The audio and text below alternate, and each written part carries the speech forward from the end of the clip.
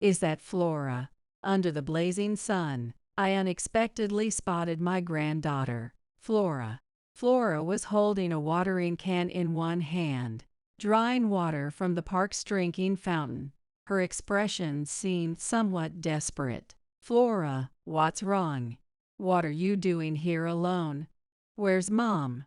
At just 5 years old, Flora had no adults around her. For some reason, I felt a strong sense of unease at this sight. When Flora turned around and noticed me, her face looked like she was about to burst into tears. Her small hand clung to my sleeve, as if begging for help. "I'm bringing it to Mom. Mom, she said she needs water." She desperately tried to convey something. Her words left me certain that something terribly wrong was happening. Suppressing my growing anxiety, I decided to follow Flora. The house Flora led me to was stiflingly hot, with no lights on in the rooms. It felt even hotter inside than the outside temperature, possibly due to the lack of ventilation. Though I sensed something was off, I didn't have the luxury to figure out what it was. The moment I stepped into the room following Flora, the scene that unfolded before my eyes made me scream out loud. "Ava, what's going on?" "Ava, I am Joanna Sterling, an ordinary housewife. My husband, Sebastian, is in his 60s and has already retired. Our only daughter, Ava Ford, got married and moved to a neighboring town, so Sebastian and I were enjoying our quiet lives together. That said, Sebastian has always been the kind of person who can't stand being inactive. Even after retiring, he remained in good health, with plenty of energy to spare. He often complained that life felt aimless without work. One day, while watching a TV program about volunteer activities, Sebastian suddenly shouted, as if struck by inspiration, "This is it, Joanna, let's run a children's cafeteria." Both Sebastian and I love children. On top of that, Sebastian had always wanted to do something meaningful for others since retiring. It must have seemed like the perfect activity for him. Seeing the excited and joyful expression on his face, I couldn't help but agree. And so we started a children's cafeteria. Using grants, we renovated a vacant shop near an elementary school, focusing on creating a cozy atmosphere with careful attention to the interior. Although it's called a children's cafeteria, it's open not only to kids but also to people stopping by after work. Perhaps it was a good location, or maybe it was Sebastian's warm and welcoming nature toward everyone. But word about the cafe quickly spread. Now it's become a well-known eatery in the area. Of course, I'm one of the staff members. Sebastian, being skilled and passionate about cooking, collaborated with me to decide on the cafe's menu. Sometimes it's me in the kitchen, and other times it's Sebastian. As the cafeteria grew more popular, it seemed word of it reached Ava as well. Although we had told her we started the cafeteria, she had only teased us, saying, "You're not young anymore, so don't overdo it." But then, Ava asked if we could take care of her daughter, Flora, for her. Ava has a husband named Daniel. Daniel runs a small company dealing with trade-related office work and is reportedly very busy. Because of this, I've only met him a few times, including at their wedding and pre-wedding gatherings. Still, he left the impression of being a very polite and personable man. Since Daniel is often away for work and Ava works part-time, there are times when Flora is left alone. Flora, being only 5 years old, is still very young. Moreover, there were no open daycare facilities near Ava's home in the neighboring town, or within a feasible distance for drop-offs and pickups. That's why Ava asked us to look after Flora at the cafeteria when she needed to leave for her part-time job. Of course, we had no reason to refuse. On the contrary, It was a welcome opportunity to spend time with our adorable granddaughter. Flora was a remarkably dependable child. At first, she seemed a little shy, but as she grew accustomed to the cafeteria's atmosphere, she began to show her lively, energetic personality. Just like Ava, she also seemed to enjoy doing things for others, though who she inherited that from is anyone's guess. Whenever she had free time, she would help out by wiping tables or guiding customers. She was nurturing and often played with children younger than herself. Although she must have felt lonely without her parents around, she made many friends at the cafeteria. Flora, reliable and beloved, became a favorite among the children, and she always seemed to be having a great time. "Grandma, is there anything I can help with?" While I was in the kitchen preparing for the next day, Flora peeked in and asked with her usual cheerful voice. I couldn't help but smile as I nodded. "Let's see, how about sweeping the entrance?"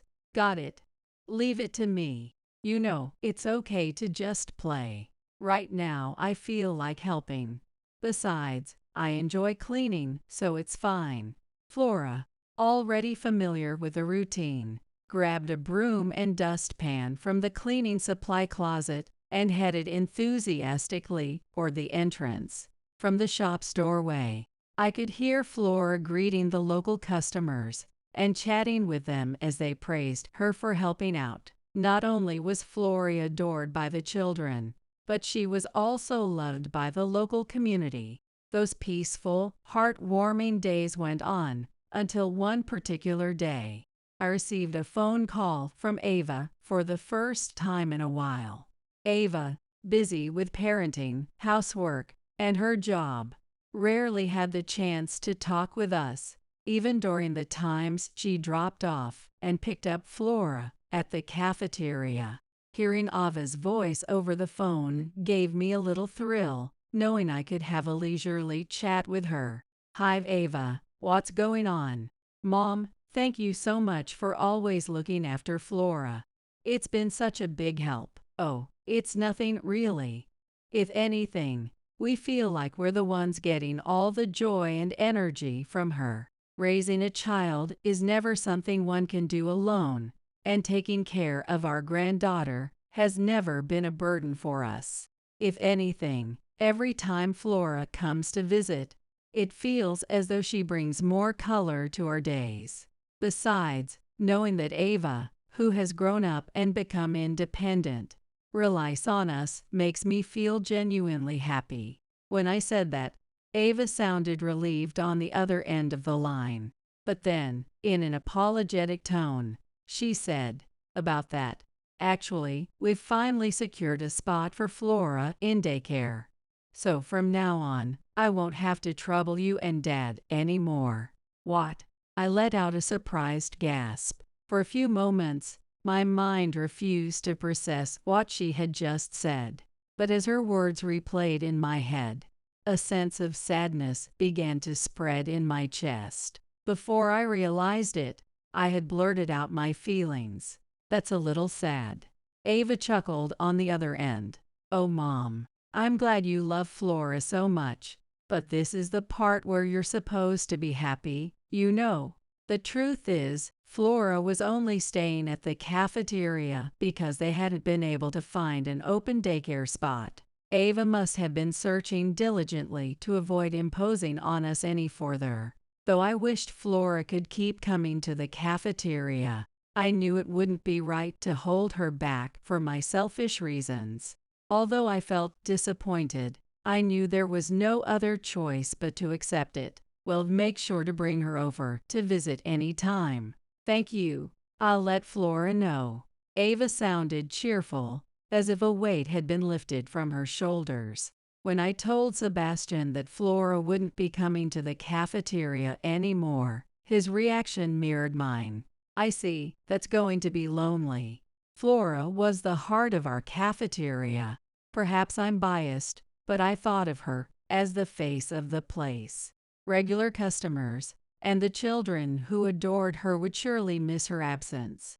Seeing me looking dejected, Sebastian gently patted my shoulder in encouragement. But this is all for her growth. Knowing her, she'll surely be just as loved at daycare. She might even become the star of the daycare. You're right. No doubt about it. Thinking about Flora's future, I knew we should be happy and supportive. I shifted my mindset and smiled in agreement with Sebastian. After that, Flora no longer appeared at the cafeteria. And to make matters worse, even Ava stopped reaching out to us. Though she said they had found a daycare for Flora, the lack of any updates left me worried. Was Flora still doing well? Was the daycare properly taking care of her? Because we had spent so much time together, I couldn't help but worry about my precious granddaughter's sudden absence. What's Flora up to these days? Before I knew it, I found myself muttering that question aloud over and over. Unable to suppress my concern, I tried contacting Ava several times. However, each time, she cut the conversation short, apologizing with, "I'm busy right now." Even when I asked her to let me know when she might have some free time, her responses were vague and evasive, leaving my worries unresolved. Daniel was said to be extremely busy as well. If both parents were that occupied, I wondered if Flora might be feeling lonely. And if Ava didn't even have time for a brief phone call, I started to worry about her health, too. When reaching out to Ava didn't work, I decided to contact Daniel instead. I aimed for the evening, assuming he might be finished with work by then, and called him. After a few rings, he picked up. "Hello, Daniel. Do you have a moment?" "Of course. What's going on?" Daniel responded in his usual polite and cheerful tone, showing no signs of exhaustion from work. Still, I didn't want to take up too much of his time. All I wanted was a brief update about Flora and Ava, just a word or two to ease my mind. Actually, I've been worried about Flora and Ava. Is Flora enjoying her time at daycare? Has she made any friends? And Ava, she's been so busy lately. Is she holding up okay? Once I started, I couldn't stop myself from bombarding him with questions. But Daniel replied in a slightly troubled tone. "Joanna, I appreciate your concern for both of them, but don't you think this might be a little overbearing?" What? The words left me stunned, and for a moment, my mind went blank. As I struggled to find a response, Daniel continued hesitantly, clearly uncomfortable but firm. "Ava has mentioned wanting you to dial it back a little. Please, just let them be. Everything is perfectly fine here, there's no need to worry." He was right lately. I had become overly anxious about Flora and Ava.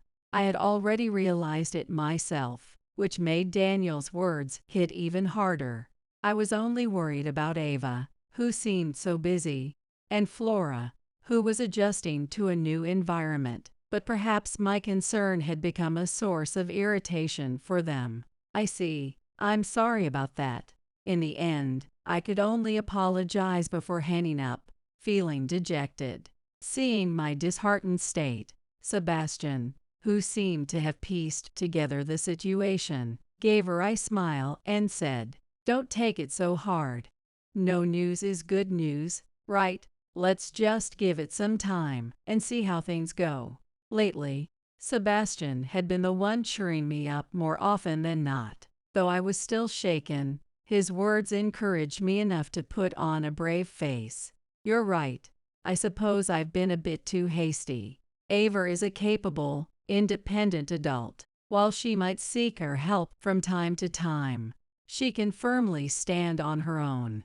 The least I can do is be there for her when she does ask for support." I told myself that it was enough to have heard an update about them, trying to convince myself to move on. 2 weeks had passed. As usual, there wasn't a single word from Ava. Still, I tried to heed Daniel's advice and not worry too much about the two of them. Besides, we had our work at the children's cafeteria to focus on. Throwing myself into the job helped distract me from the lingering pangs of loneliness. Today, I had come to a wholesale market in a neighboring town. It was part of our preparations for a new menu at the cafeteria. Recently, with the heat wave persisting, Sebastian and I decided to add a refreshing dish to the lineup. "It's unbearably hot today," I muttered to myself, wiping the sweat from my brow with a handkerchief. The heat was particularly oppressive, making even a routine shopping trip feel like a Herculean effort. As the relentless sun beat down on me, I began searching for a cafe where I could cool off with a drink. If I didn't find somewhere soon, I feared I might wilt in the heat. It was then, as I quickened my steps in desperation, that I saw something utterly unbelievable. "Is that Flora?" Under the scorching sun, I spotted a familiar child. She was holding a watering can in one hand and drawing water from a park fountain. Her expression looked strangely desperate, almost frantic. Have I wandered near Ava's place? While looking for a cafe, I must have unintentionally ended up close to the apartment where Ava and her family lived. Seeing her for the first time in so long filled my heart with joy. But there was no adult in sight. Neither Ava nor Daniel was around, and Flora appeared agitated as she stomped her feet while filling the can. The scene gave me a sharp sense of unease. Once the watering can was full, Flora began running off somewhere. Despite my decision not to interfere too much, a terrible sense of foreboding compelled me to call out to her. "Flora, what's going on? What are you doing out here alone? Where's your mom?" Flora turned around and, upon seeing me, twisted her face into an expression that looked ready to burst into tears. She didn't answer my questions, but instead grabbed my sleeve with her tiny hands, clinging to me as if for dear life. "Mom needs water. She said she needs water." Flora's desperate voice sent a chill down my spine. Her words confirmed my worst fear that something was very wrong. Suppressing the rising panic within me, I spoke as calmly as I could. "Flora, can you take me to your mom?" "Yay. This way." Flora nodded vigorously and gripped my hand tightly, pulling me along as she broke into a run. I stumbled, almost tripping over my own feet, but managed to keep up with her. I knew the general area where Ava and her family lived, but this was my first time stepping into their home. The Ford residence, which Flora led me into, had a strangely dim and somber atmosphere.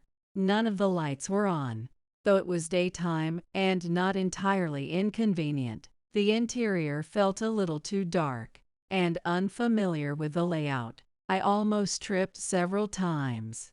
To make matters worse, the room was stiflingly hot. It felt as though no ventilation had been done for days, the air thick and heavy, hotter even than outside. Despite the growing discomfort and sense of unease, I had no time to dwell on it. The moment I stepped into the room Flora had led me to, I let out an involuntary scream at the sight that greeted me. "Ava!"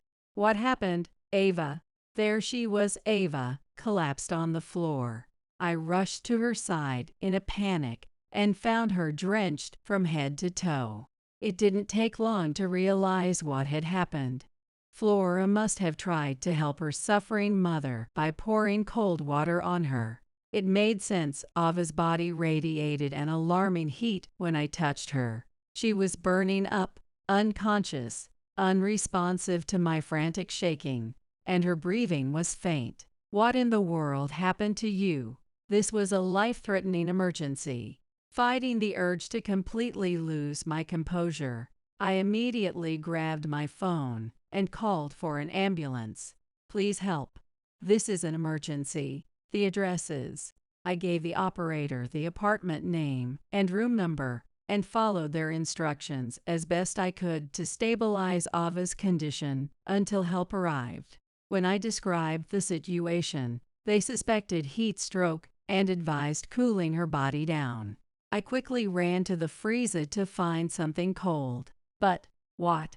There was nothing inside. Not a single item in the freezer. Worse, the refrigerator wasn't emitting any cold air at all. A chilling realization struck me, and I flipped the light switch on the wall. Nothing. The switch made a clicking sound, but no light turned on. Recalling Flora's earlier actions, I twisted the faucet handle as a last resort. Nothing came out. No water. Both electricity and water had been cut off. I was at a complete loss. Nothing made sense. Flora, why couldn't Mom drink any water? Where is Dad? I tried to make sense of the situation amidst my confusion, asking Flora for more details. Clinging to Ava and sobbing uncontrollably, Flora managed to explain between hiccups. Mom and I couldn't leave. We were stuck here the whole time. When Mom collapsed, I broke the door, and that's how I got out. What? In other words, Flora and Ava had been trapped inside this room, unable to access electricity or water. Recently, the weather had been unbearably hot. While the evenings might have been cooler, the daytime heat inside a sealed room without ventilation must have been like an oven. Why were they subjected to such a situation? Who could have cut off the electricity and water, leaving them confined like this? A suspect came to mind, but the thought was too dreadful to accept. It's okay, Flora. Mom would never leave you. The ambulance will be here soon. Everything's going to be fine. I stroked Flora's back as she cried louder, trying to reassure her, though my own heart was heavy with worry. Shortly afterward, the ambulance arrived, and Ava was rushed to a nearby hospital. The doctor explained that Ava was severely weakened and had developed heat stroke, leaving her in critical condition. Thanks to prompt medical intervention, her life was saved, but the doctor mentioned that even a slight delay could have been fatal. Sebastian, whom I had contacted, closed the children's cafeteria early and came rushing to the hospital. Is Avi okay? Sebastian stormed into the hospital with a look on his face I had never seen before. His overwhelming anger made him confront me with such force that I had to gently calm him down, rubbing his back to ease his tension. She's stable for now. Her life is no longer in danger, but it's uncertain when she'll wake up. I see. Sebastian exhaled deeply, a mixture of relief and frustration evident as he bit his lip in anger. Flora, exhausted from crying, had fallen asleep next to Ava's hospital bed. Sebastian, seeing the two of them, reacted with uncharacteristic intensity. He whipped out his smartphone with a fury that contrasted starkly with his usual calm demeanor. What the hell is Daniel doing? Isn't the electricity and water contract under his name? I'll get to the bottom of this right now. I watched Sebastian's anger boil over, my own expression tense. Indeed, all the Ford family's utilities and housing contracts were in Daniel's name. Unless there was some kind of financial issue, only Daniel could have had the authority to cut off their electricity and water. Sebastian spent the next several minutes pacing the hospital room, his phone pressed to his ear. But no matter how many times he called, Daniel didn't pick up. That bastard won't answer at all. Maybe you could try contacting his workplace. He might still be at work at this hour. You're right. I'll do that now.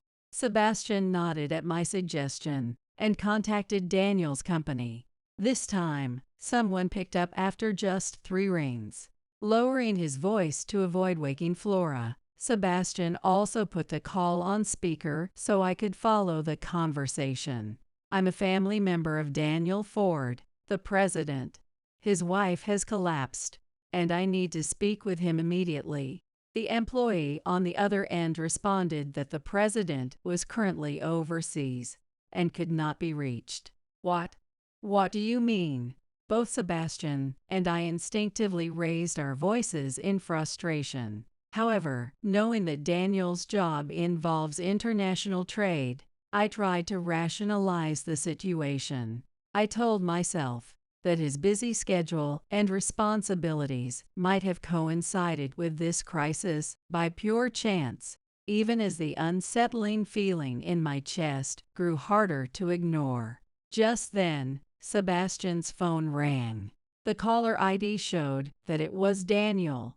It seemed the employee had managed to get in touch with him and explain the urgency of the situation. "Sebastian, it's been a while." Daniel's usual cheerful tone came through the speaker as Sebastian answered. A voice that once seemed nothing but kind now felt chillingly eerie.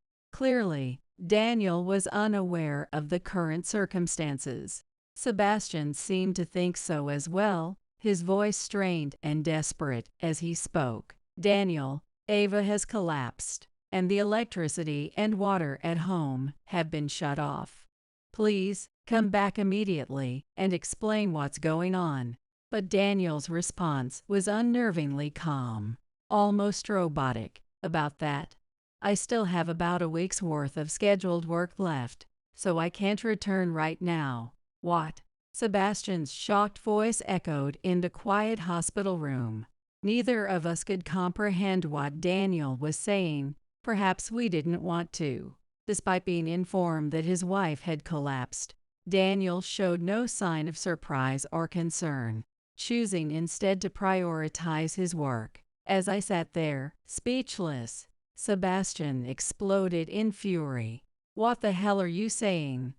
What job could possibly be more important than your wife's life?" Even in the face of Sebastian's justified outrage, Daniel remained silent. After letting out a brief sigh, he abruptly ended the call without further explanation. Sebastian's patience snapped. Grinding his teeth in frustration, he redialed Daniel's company. "This is about your president, Daniel Ford.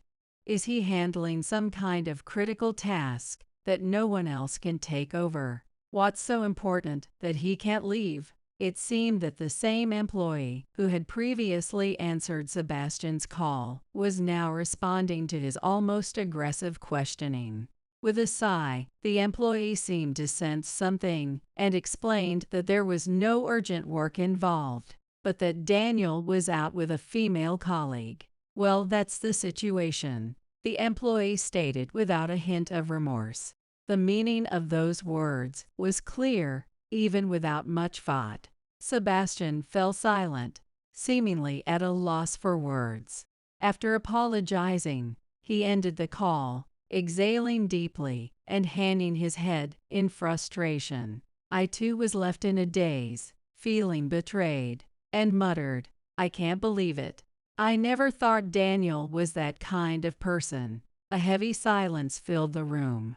Fortunately, Flora, who had been sound asleep despite all the shouting, had not woken up. A few days later, we received a call from the hospital, informing us that Ava had regained consciousness. I couldn't let Flora return to the apartment alone, so she stayed with us during that time.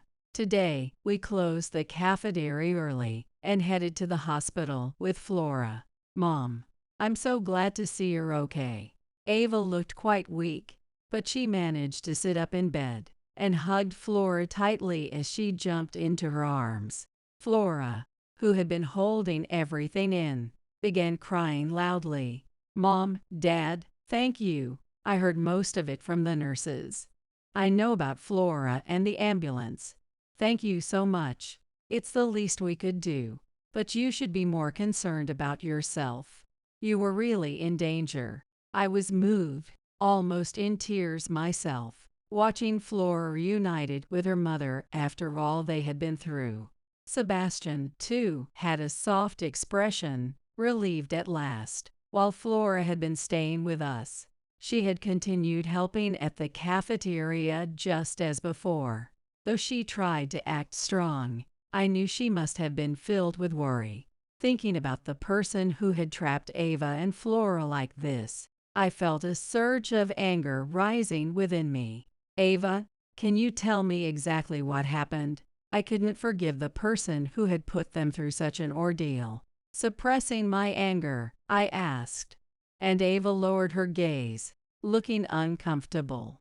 However, she soon lifted her head and met my eyes with a determined look. Gradually, she began to explain the situation to me. It was 3 days ago when Mom found us locked in the room.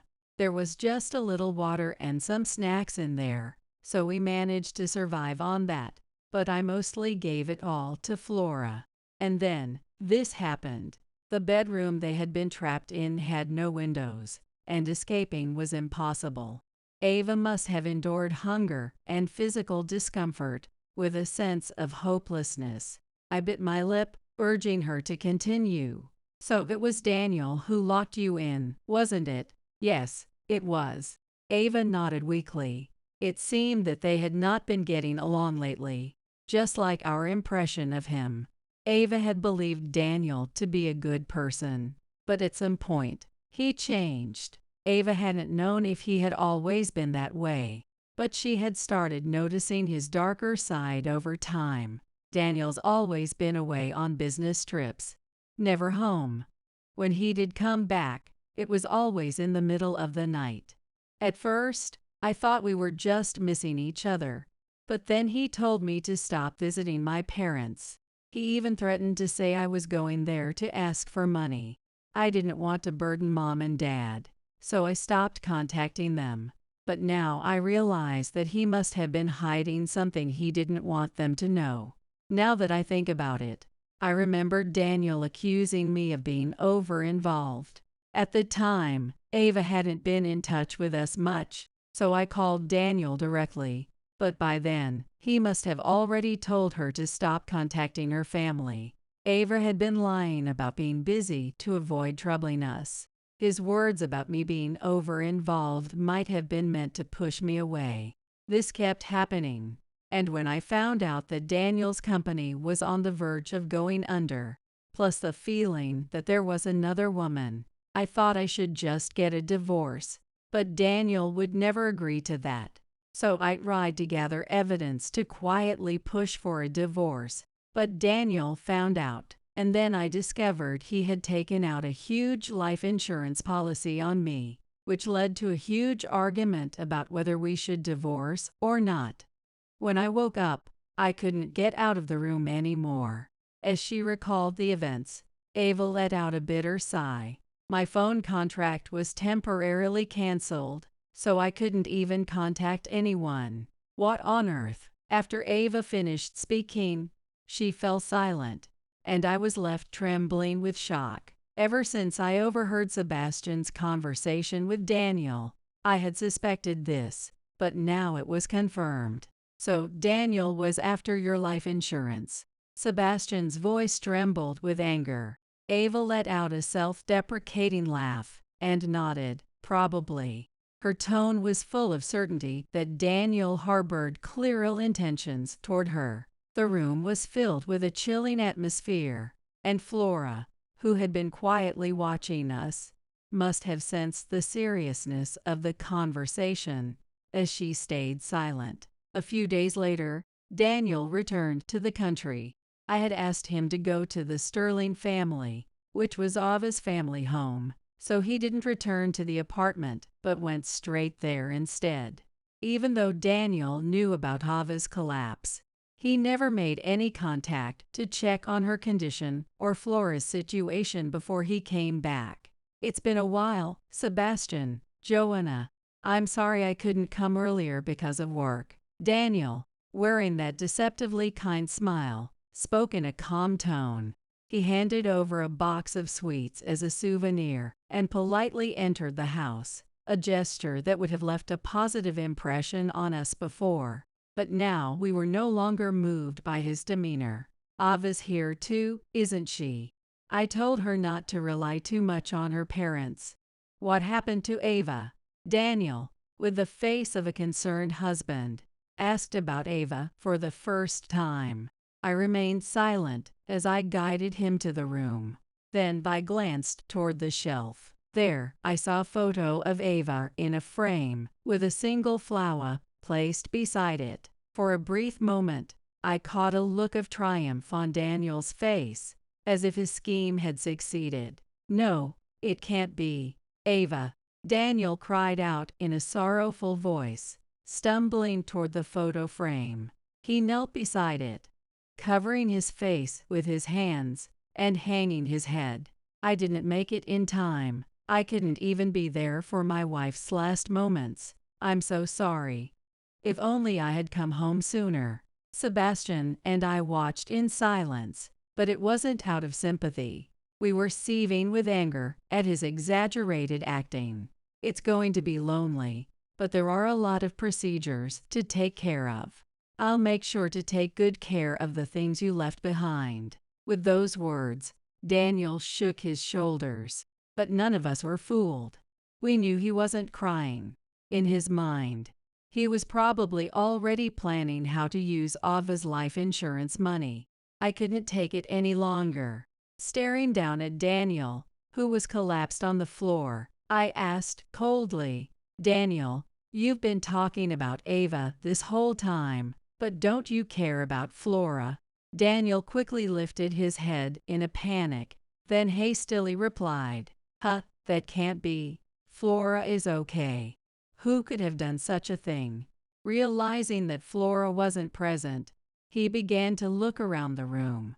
Since the apartment had no electricity or water, he must have known that if Flora were here, she'd be staying in this house. But then the moment came when Daniel's joy and schemes were exposed. That's quite a bold thing to say. The door to the room opened, and Ava appeared from the next room. Flora clung to Ava's feet, glaring at Daniel with hostility. "Ava, what's going on? Why are you here?"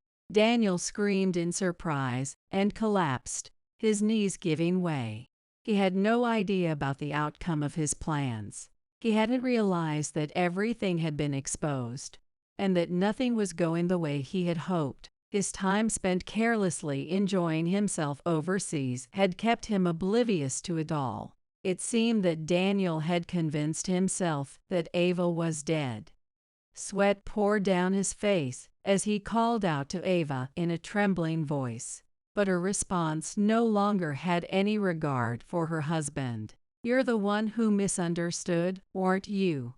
"Unfortunately, I'm perfectly fine, and so is Flora." With that, Ava shoved her smartphone screen toward Daniel. What was displayed on it were several files from a voice recording app. In front of a visibly shocked Daniel, Ava began playing the recordings. Through the crackling sound, the voices of Ava and Daniel could be heard arguing fiercely.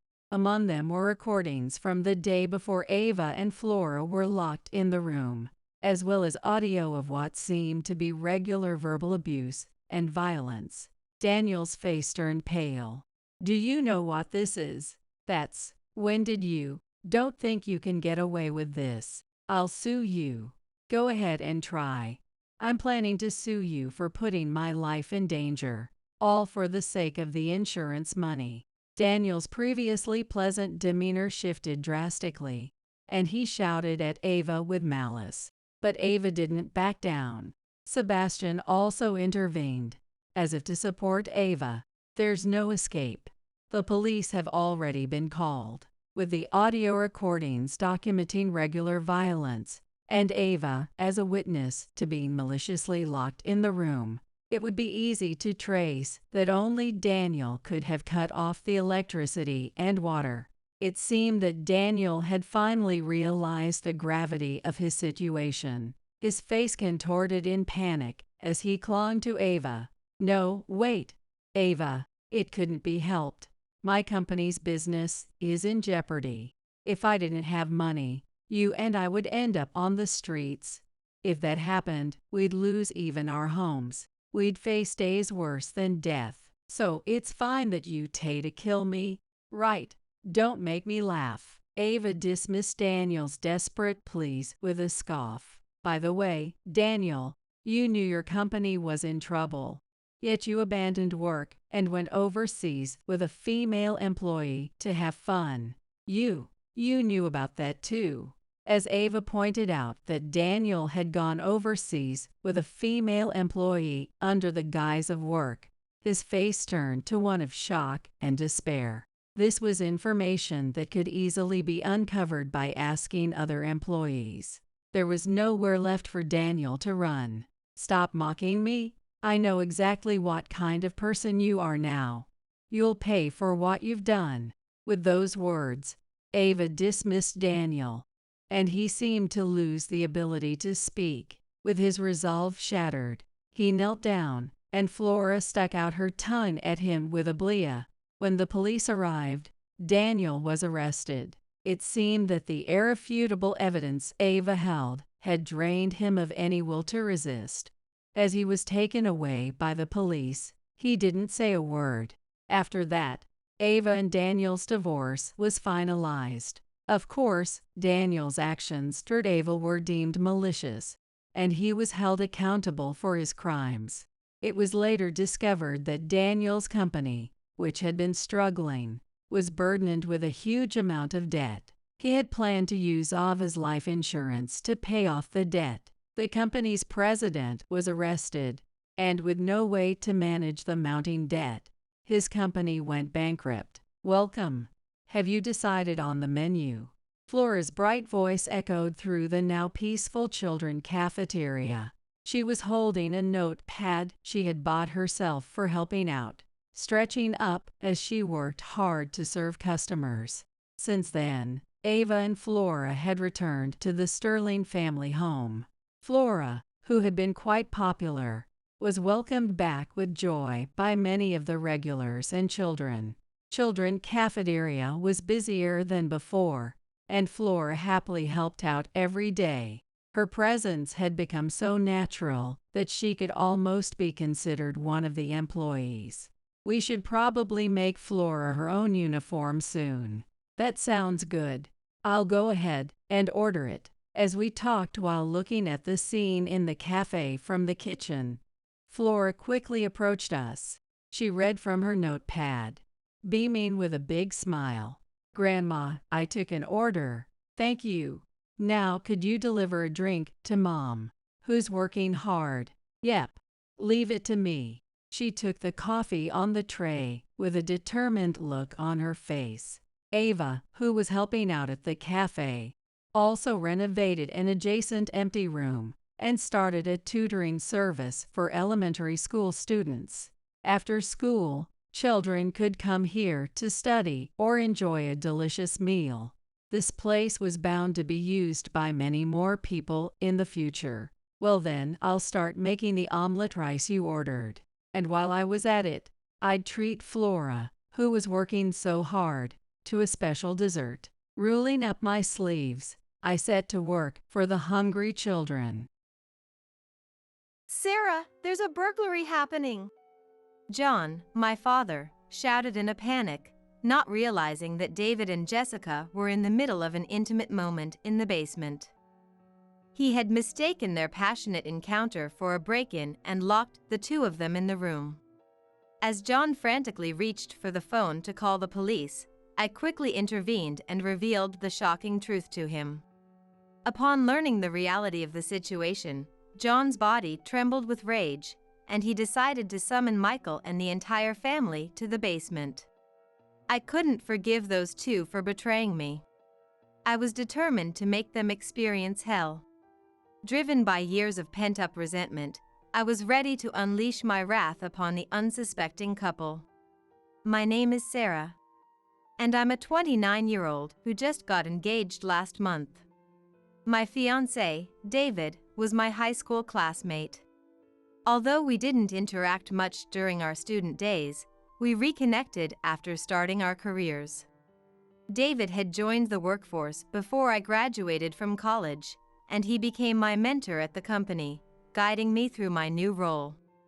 I never thought you'd end up working at our company, Sarah. You were a top student with a knack for science, so I assumed you'd pursue a career in that field. I had no idea you were interested in publishing, he said, David was incredibly attentive and dedicated to his work. He patiently taught me the ropes and always had my back whenever I made mistakes.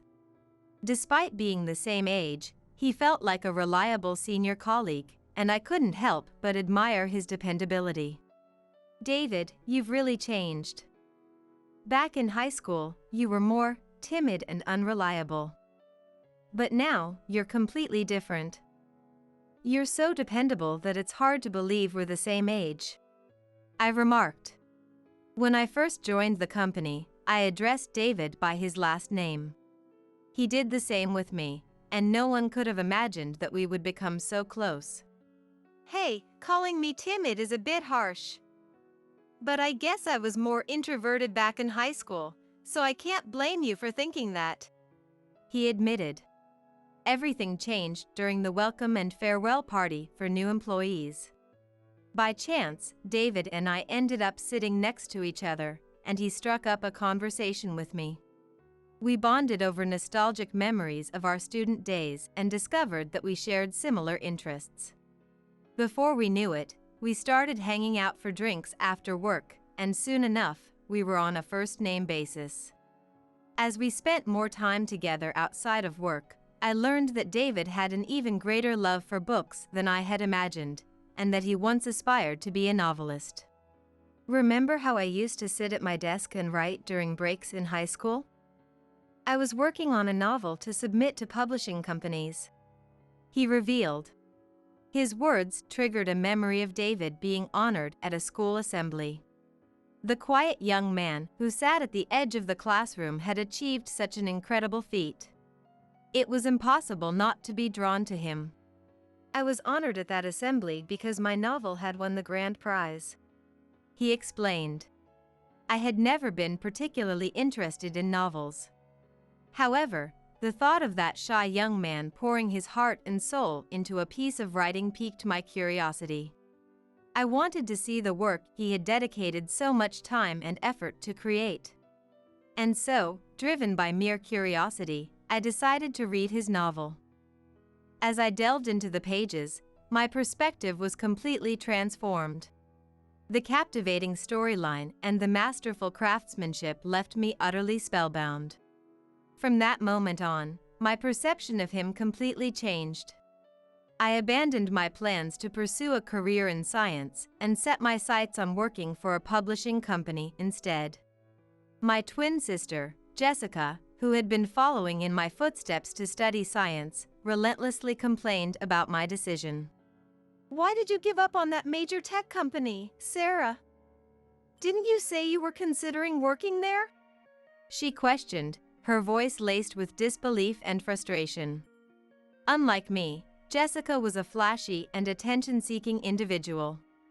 She belonged to the popular clique in our class, and I often found myself serving as her plain and unremarkable sidekick.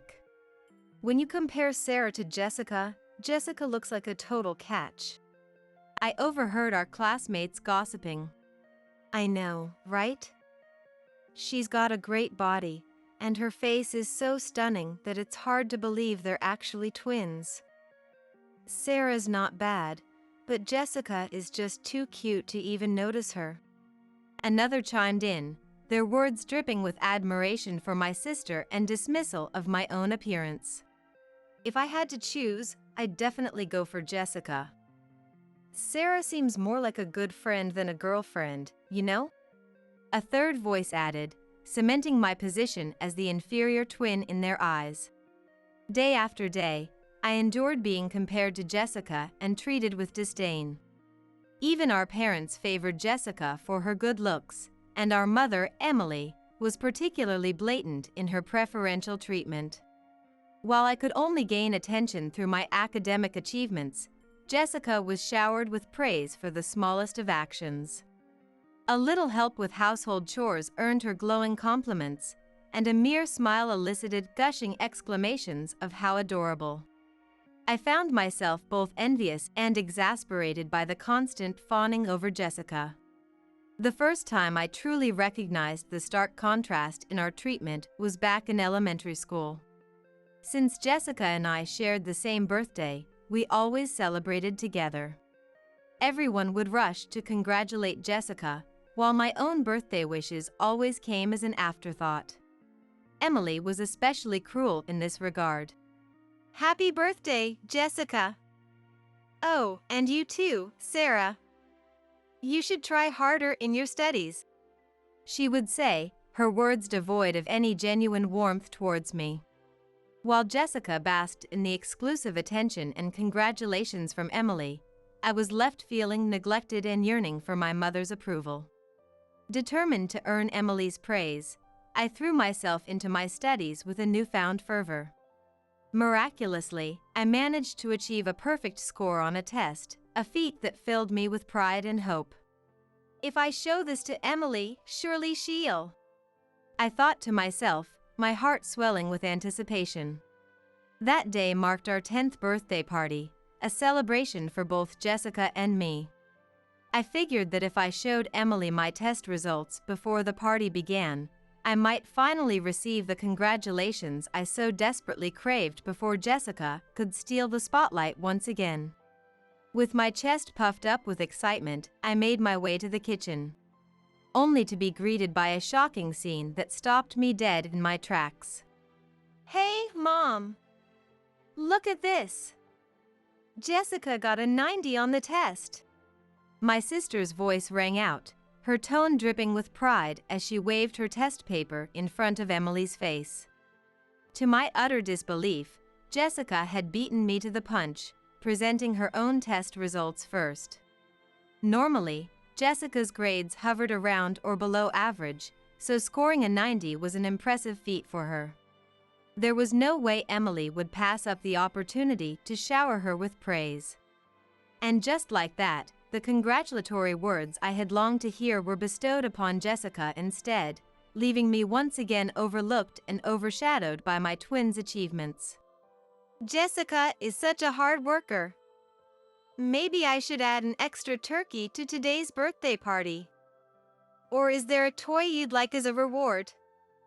We could go shopping for it on your next day off," Emily gushed, her eyes sparkling with pride as she lavished praise upon my sister. "Emily, I worked hard on the test too. Look," I stammered, frantically waving my perfect score in front of her face, desperate for a shred of recognition. But the moment Emily's gaze fell upon my test, the smile vanished from her face, replaced by a cold, stern expression that sent shivers down my spine. "Don't get carried away with something like that. Studying is the only thing you're good at, so it's only natural that you can achieve this much, right? What are you getting so excited about? You should consider a perfect score as the norm. Don't come reporting to me every single time," she snapped, her words cutting through me like a knife. Shocked and at a loss for words, I stood there, my heart sinking into the depths of despair. At the same time, a burning hatred for Jessica began to consume me from within. We were supposed to be twins, yet Jessica was praised so easily while I was treated as if my accomplishments were nothing more than a given, met with cold, dismissive glances. Why was I the only one who had to endure this kind of treatment? Frustrated and resentful beyond words, I couldn't bring myself to celebrate my own birthday, instead retreating to my room and crying my eyes out. In those moments of darkness, my only support came from John, our father, who had become a doctor. John had established his own medical practice around the time I entered middle school and continues to work as a physician to this day. "Sarah, just focus on doing what you love at your own pace. You don't have to listen to what your dad or mom say about your life, you know?"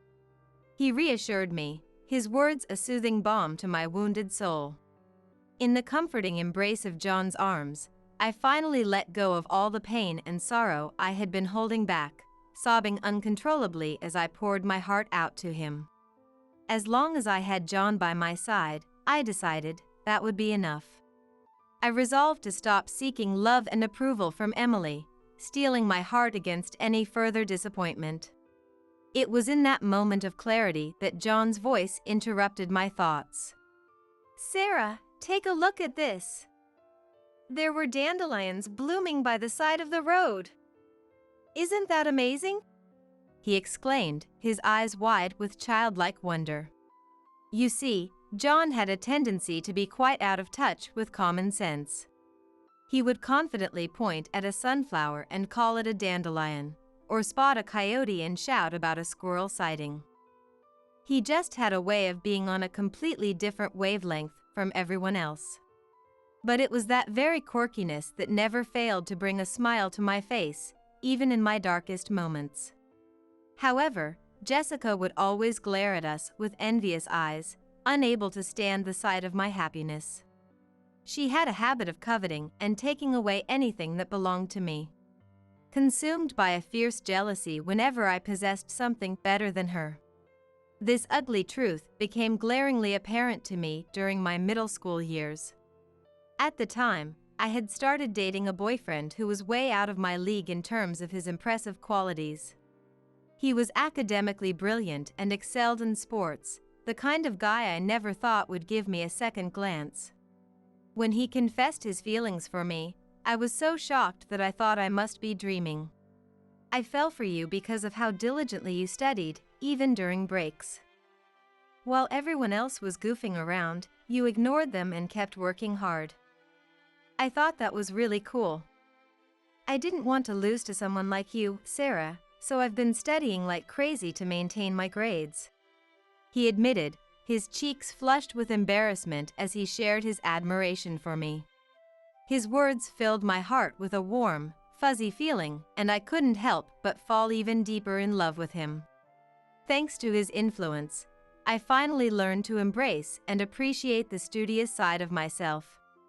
I vowed to cherish and treasure our relationship, determined to make it work. But just as I was basking in the glow of our newfound happiness, Jessica had to come along and ruin everything. I'm sorry.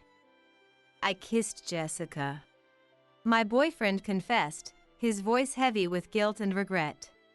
His sudden confession left me speechless, my mind reeling as I struggled to process the words that had just left his lips. As I stood there, grasping for a coherent response, Jessica stepped in between us, shielding him from my inevitable wrath. It's not his fault. I couldn't help but fall for him. I just couldn't let him go. So please, don't blame him. If you want to blame someone, blame me. She pleaded, her voice laced with a sickening sweetness that made my stomach churn. No, Jessica, this is all on me. Sarah, I'm so sorry. I think we should break up. He interjected, his words twisting the knife that had already been plunged into my heart. The entire situation reeked of a poorly staged performance, a charade designed to mask their betrayal. Blinded by my own pain, I failed to notice the triumphant smirk that played across Jessica's lips as she reveled in my suffering. Unable to bear another moment in their presence, I turned on my heel and fled, my feet carrying me as far away from them as possible. For weeks afterward, I couldn't bring myself to set foot in school. The thought of seeing them together in the same classroom, of having to pretend that everything was fine, was more than I could bear. It wasn't until I had finally managed to regain some semblance of composure that I found the strength to return. As fate would have it, I overheard a conversation between Jessica and our classmates that shattered any remaining illusions I might have had. Damn, Jessica's a real piece of work, stealing her sister's boyfriend like that. Who does that? That's just messed up. One of them remarked, his voice dripping with disgust. But it pissed me off, you know? Like, how could Sarah, with her inferior looks, manage to snag such a high-quality boyfriend? It just didn't sit right with me. Jessica retorted, her words laced with venom. I mean, Jessica's way cuter and prettier. That's the only reason I took him. If he had noticed Jessica from the start, there's no way he would have fallen for Sarah. Another classmate chimed in, her tone laced with a cruel amusement. Dude, she's scary. I don't ever want to get on her bad side. A third voice added, a nervous chuckle punctuating his words. As I watched Jessica laughing crudely with the boys, a sense of utter despair washed over me. It was clear that she had never truly cared for him at all. Her actions had been driven by nothing more than pure jealousy, a spiteful desire to rob me of the happiness I had found. I tried to tell my ex-boyfriend the truth, to make him see the kind of person Jessica really was. But he refused to listen, instead choosing to confront Jessica with my accusations. From that moment on, until the day I graduated middle school, I found myself the target of Jessica's relentless bullying and harassment. I had hoped that graduation would finally grant me the freedom I so desperately craved. But just as I was beginning to allow myself to dream of a brighter future, a new wave of despair came crashing down upon me. Jessica, it seemed, had decided to enroll in the same high school as me. Despite her initial plans to attend a different school, she had somehow caught wind of my choice and, like a malevolent shadow, had followed me there. My ex-boyfriend, who had chosen to attend a different high school, had outlived his usefulness and been promptly discarded by Jessica. From that point on, I resigned myself to a life of mediocrity, going through the motions day after day with no real sense of purpose or drive. It wasn't until I witnessed David's unwavering dedication and passion that something began to stir within me once more. Thanks to his influence, I found the courage to pursue my dreams, and to my amazement, I was offered a position at the publishing company I had always aspired to work for. Emily was furious when she learned that I had changed my career path without her consent, but John's intervention saved me from being thrown out of the house altogether. As my savings grew and my relationship with David blossomed, I finally felt ready to break free from Jessica's toxic influence once and for all. With David by my side, I took the leap and started a new chapter in my life, moving out on my own and leaving the past behind me. And so, after 5 years of being together, David and I decided to get engaged. When I introduced him to my parents to seek their blessing, their response was even more enthusiastic than I had anticipated. Emily, in particular, took an immediate liking to David, and the two of them engaged in lively conversation, their laughter filling the house with a warmth that had been absent for far too long. As they chatted away merrily, Jessica sat in the corner, her eyes narrowed in jealousy as she watched the joyful scene unfold before her. From that day forward, David became a frequent visitor to our home. My parents grew to love him like a true son, and he was even invited to join our extended family gatherings for Christmas. Why don't we invite David's parents and relatives too? My dad and mom love having a big, lively crowd around, so I'm sure they'd be thrilled, John suggested, his eyes twinkling with excitement. My paternal grandmother, who had been running a restaurant, had recently announced that she would be closing down the business that winter. As a final hurrah, the entire family had planned to come together for one last celebration, a Christmas party that would double as a tribute to my grandparents and all they had accomplished. Initially, David's parents had been hesitant to join, not wanting to impose, but with a little encouragement from my grandparents, they eventually agreed to come along. With David's relatives also in attendance, that year's Christmas party was a grand affair, filled with more people than ever before. Do you think we have enough drinks? If we run out, I can always make a quick run to the store. Just make sure to tell David and the others not to hold back, okay? Emily fretted, her brow furrowed with concern. It's all right, Emily. I heard some of David's relatives are bringing plenty of their own drinks, so there's no need to worry. I reassured her, placing a comforting hand on her shoulder. Having only ever had serious conversations with Emily about my studies, I found myself feeling nervous at the prospect of engaging in casual chatter with her. But as my relationship with David deepened, Emily began to take a more active interest in my life, and we found ourselves talking more and more. It was through these conversations that I discovered just how much of a worrier Emily truly was. Despite having meticulously planned every detail in advance, she would still find herself fretting and fussing on the day of the event, her nerves getting the better of her. Seeing this unexpected side of her helped to ease some of the tension I had always felt in her presence. On the day of the party, Emily was her usual restless self, bustling about as she made last-minute preparations. As I worked alongside her, she suddenly paused and smiled wistfully. "Come to think of it, you were always right there by my side, worrying about me," she mused, her voice tinged with nostalgia. "What?" I asked, caught off guard by her sudden declaration. As I stood there, stunned by her words, Emily's expression shifted to one of bittersweet sadness as she began to recount tales from our past. "Even though I scolded you every day, you never let it get you down. You'd always come to me and ask, 'Mom, is there anything I can help with?' while Jessica was off playing somewhere." She reminisced, her eyes distant as she lost herself in the memories.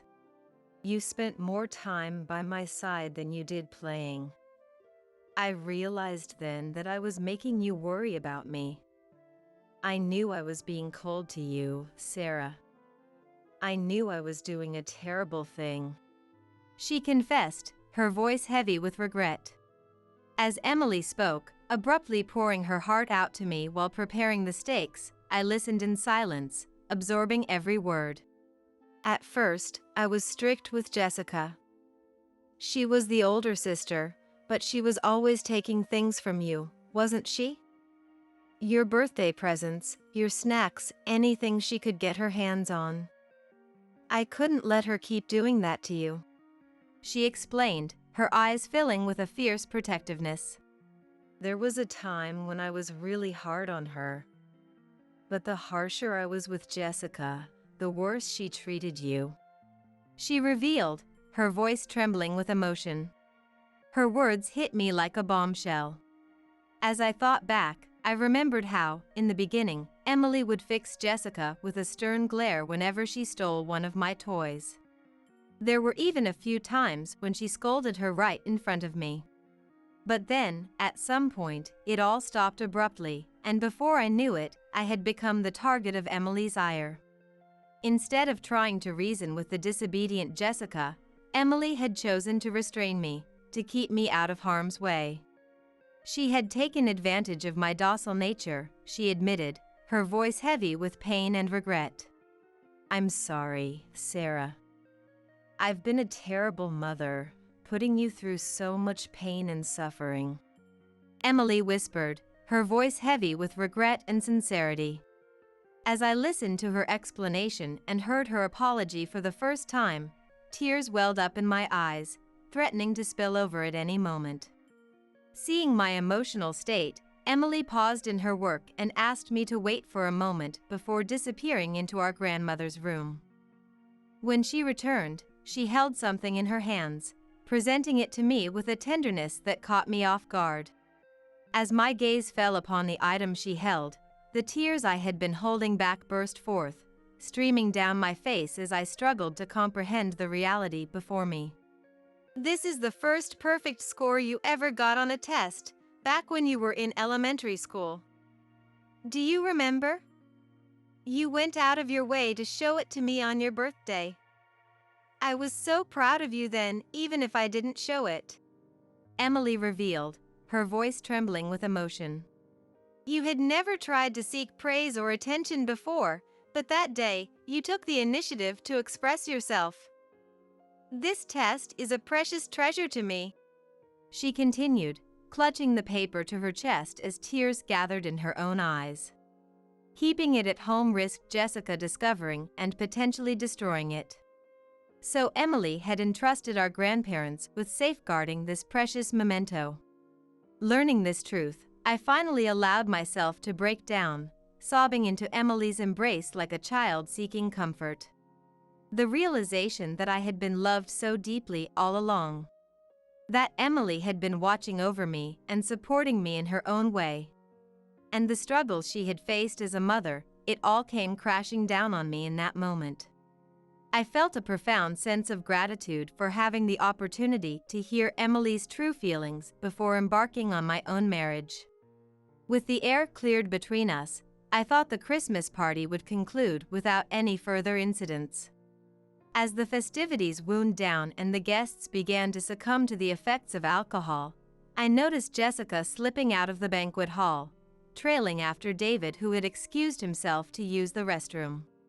A sense of unease settled in the pit of my stomach, urging me to follow them, but before I could make a move, Michael called out to me, inviting me to join him for a drink. Unable to refuse his request, I found myself trapped, forced to spend some time indulging in beer with Michael and his companions. After a while, I seized the opportunity to escape when Michael and the others got up to refill their glasses, making my way out of the banquet hall in search of David and Jessica. To my surprise, despite supposedly heading to the restroom, there was no sign of them on the first floor.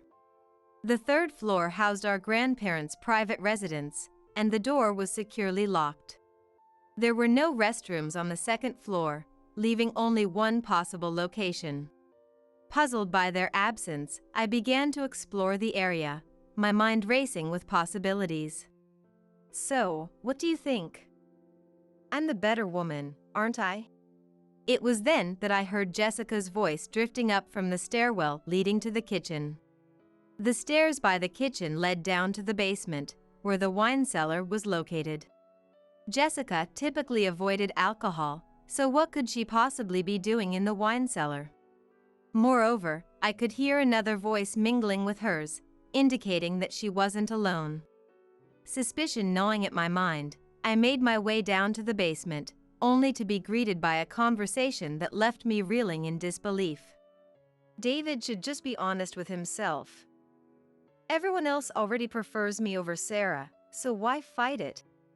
Jessica's voice echoed, filled with a smug confidence. Wait, no. We can't. If Sarah finds out about this. David's panicked protest reached my ears, his words laced with fear and guilt. After everything we've done, you're going to back out now? You can't just let a woman like me go this far and then leave me hanging. Are you trying to humiliate me? Or maybe you're into the whole forceful thing? Jessica taunted, her voice dripping with a dangerous allure. The voice I heard alongside Jessica's belonged to none other than David. Unable to process the unbelievable situation unfolding before me, I stood frozen in front of the door, my mind reeling with shock and disbelief. I knew I needed to see for myself, to confirm what was happening inside, but the fear of what I might discover kept me rooted to the spot, unable to muster the courage to push the door open. Gradually, the sound of Jessica's nasally voice and David's heavy breathing grew louder, and a wave of despair washed over me, plunging my world into darkness.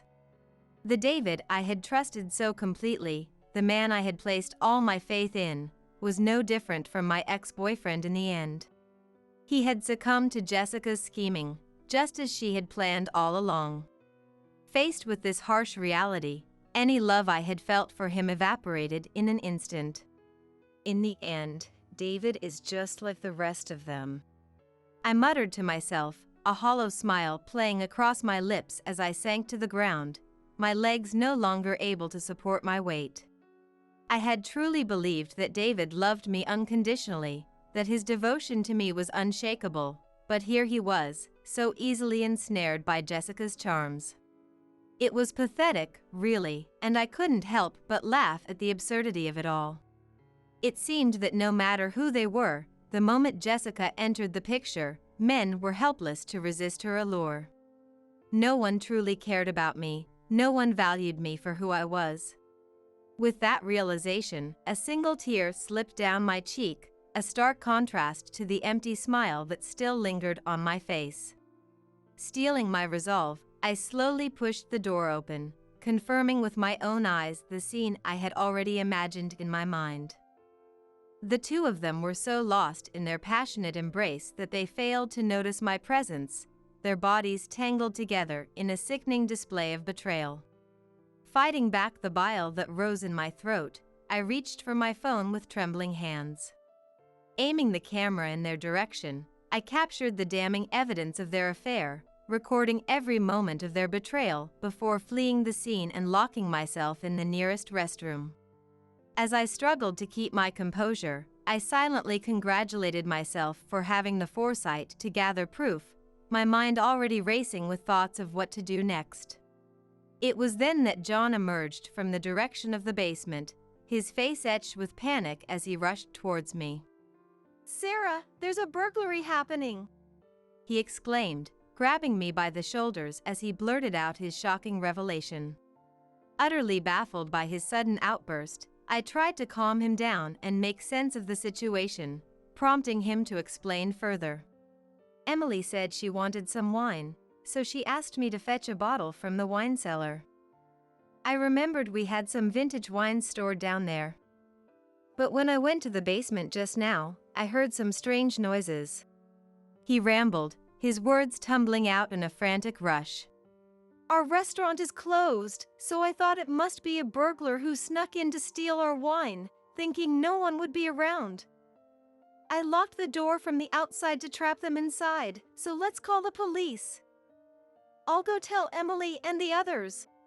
John continued, his voice rising with each word. In his panicked state, John had failed to realize that the burglars he had trapped in the basement were none other than David and Jessica. But for me, this turn of events worked in my favor. Knowing that the two of them were now trapped and unable to easily escape, I stopped John from calling the police and instead filled him in on what I had just witnessed. Together, we returned to the banquet hall to share this shocking revelation with the rest of the family. An hour later, as David and Jessica finally finished their sordid affair and attempted to leave the basement, they found themselves faced with an unexpected obstacle. "What the? The door won't open!" Jessica muttered, her brow furrowing in confusion. "What?" David replied, his voice laced with a growing sense of unease. Realizing that they had been locked inside, the two of them began to panic, their voices rising in a frantic cacophony of fear and desperation. Seizing the moment, I flung the door open with a force that startled them both, my eyes blazing with a fury that could no longer be contained. "David, what the hell do you think you're doing?" As the two of them emerged from the wine cellar, they were greeted by the sight of Michael and the rest of the family, all glaring at them with a mixture of shock and disgust. "Dad? What are you doing here?" Jessica stammered, her face draining of color as she took in the sea of angry faces before her. "Don't give me that bullshit. What the hell were you doing in there?" Michael roared, his voice shaking with barely contained rage. Judging by their ashen faces, it was clear that neither Jessica nor David had anticipated the entire family gathering outside the room the moment they stepped out. Unable to comprehend the gravity of the situation, they simply stood there, opening and closing their mouths like fish out of water, unable to utter a single word in their defense. "How do you plan on explaining this situation? Don't even think about trying to claim that nothing happened, because we won't buy it," I said coldly, my words cutting through the tense silence like a knife. At the sound of my voice, Jessica's head snapped in my direction, her eyes narrowing into a venomous glare. "What the hell is going on here? Are you the one who locked us in the wine cellar?" she demanded, her tone dripping with accusation, as if I were the villain in this twisted scenario. Despite the anger bubbling up inside me at her audacity to play the victim, I kept my composure, crossing my arms and looking down at her with a mixture of pity and disdain. "Don't get it twisted. It was John who locked the door, not me. I only heard about the situation from him. More importantly, what were you two doing down here in the first place?" I questioned, my voice laced with a sickening sweetness. You were cozied up together in the wine cellar for over an hour. Could it be that you were engaging in some suspicious activities? I pressed on, relishing in the way their faces paled even further at my insinuation. What? What the hell are you talking about? Stop making baseless accusations. David mentioned he was interested in wine, so I was just showing him around and unlocking the room. Jessica stammered, her words tumbling out in a panicked rush as she tried to defend herself against my allegations. Hearing her flimsy excuse, a bold, fearless smile spread across my face as I stepped closer to her, my eyes glinting with a wicked satisfaction. Oh, is that so? That's strange because I was under the impression that David hated wine. I mused, my voice dripping with mock confusion. What? Jessica breathed, her eyes widening in shock as the realization began to dawn on her. He tried it once a long time ago and couldn't stand the taste. Since then, he can't even handle the smell of it. He's even complained about it to my parents before. I explained, my words driving the final nail into her coffin of lies. Trapped by her own deceit, Jessica began to panic, her face growing paler by the second as she struggled to come up with another excuse. Beside her, David was visibly sweating, his brow furrowed in concentration as he desperately tried to think of a way to talk his way out of this mess. Unwilling to let them off the hook so easily, I pulled out my phone, ready to deliver the final blow that would shatter any remaining hope they had of escaping this unscathed. If you had been honest from the start, maybe things would be different. But since you're so determined to lie your way out of this, I guess I have no choice. Do you know what this is? I asked, my voice dripping with a sickening sweetness. That's... Jessica gasped, her eyes widening in horror as she realized what I was holding. What the... David choked out, his face draining of color as he stared at the screen in disbelief. There, playing on my phone, was a video of the two of them engaged in their earlier tryst. Their passionate moans and cries of ecstasy filling the air as their faces were clearly visible in the footage. Faced with irrefutable evidence of their betrayal, the two of them completely lost their composure, descending into a full-blown panic. Reveling in their misery, I couldn't help but laugh at their pathetic display, my words dripping with a mocking provocation. I thought you said you were just showing him the wine. What exactly is going on here? I'm just a dumb girl, so I don't really understand. Hey, big sis, care to enlighten me? What were you two doing down here? I asked, my voice laced with a sickening sweetness. No, it's not what it looks like. David forced me into it. He lured me down here and took advantage of me. Jessica blurted out, quickly turning on David and painting him as the sole perpetrator now that she realized there was no way to deny what had happened. David, caught off guard by her sudden betrayal, opened his mouth to defend himself. And soon the two of them were engaged in a vicious back and forth, each trying to shift the blame onto the other. That's not true. When I went to use the restroom, Jessica followed me and dragged me down here. She kept saying that she's liked me long before Sarah did and started coming on to me. She even started taking her clothes off on her own. David shouted, his voice trembling with a mixture of fear and desperation. I tried to refuse at first, but then she threatened me, saying, "Are you trying to humiliate me?" I didn't know what to do. I couldn't bring myself to push her away, and before I knew it, things had gone too far. He rambled on, his words tumbling out in a frantic rush. I'm so sorry, Sarah. It was a momentary lapse in judgment. I deeply regret what I've done. Please forgive me. David pleaded, tears streaming down his face as he begged for my forgiveness. Seeing him reduced to such a pitiful state, my expression twisted in pain, and the words I had been holding back finally spilled from my lips. I trusted you. I whispered, my voice barely audible over the sound of my own heart shattering into a million pieces. What?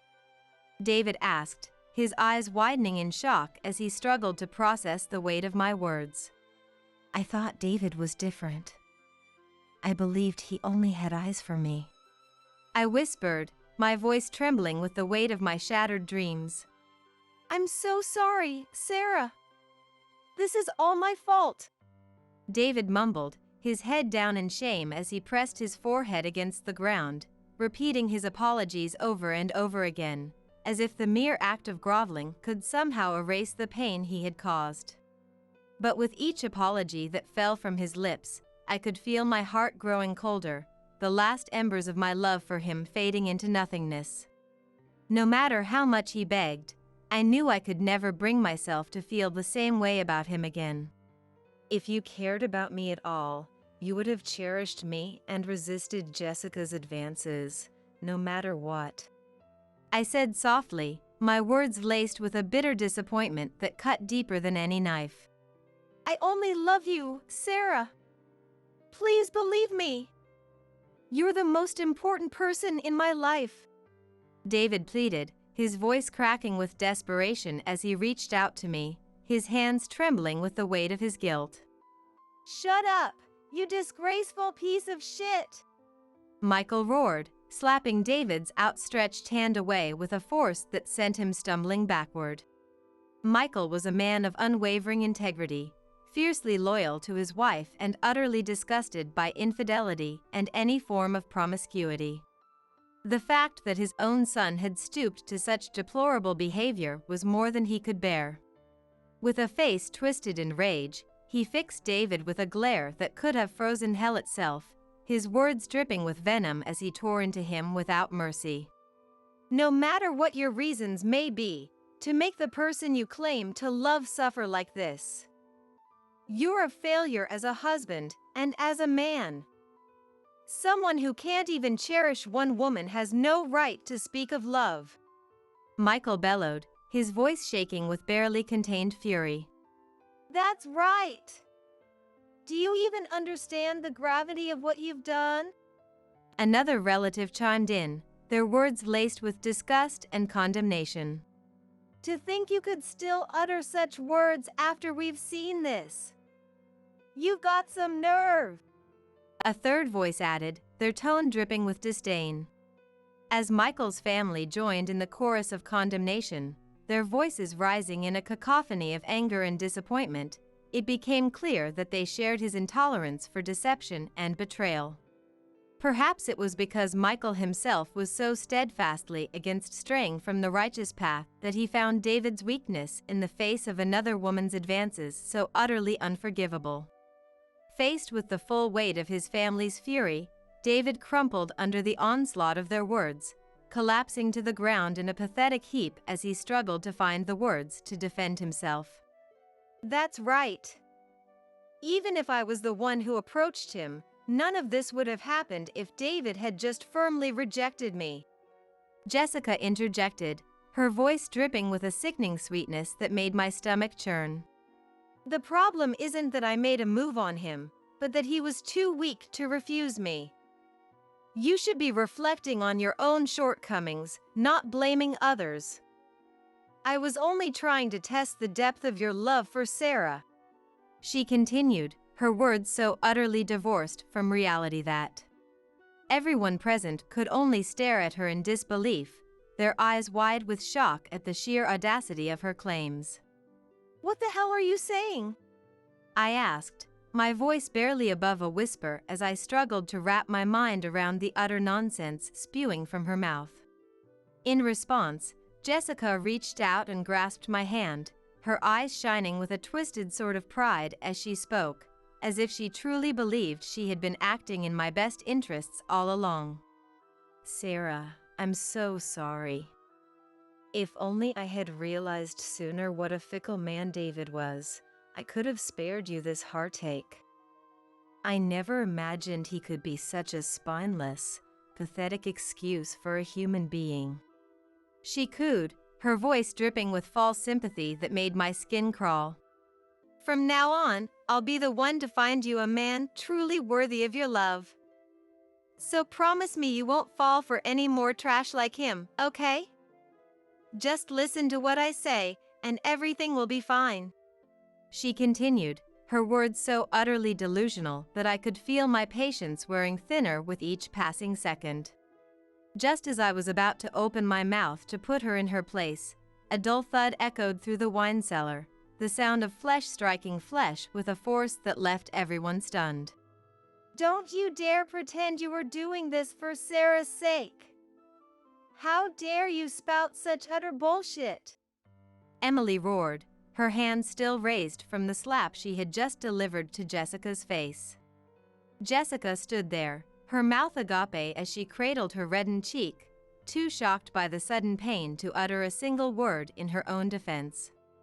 But Emily was far from finished, her eyes blazing with a fury that I had never seen before as she continued to tear into my sister without mercy. Acting for Sarah's benefit?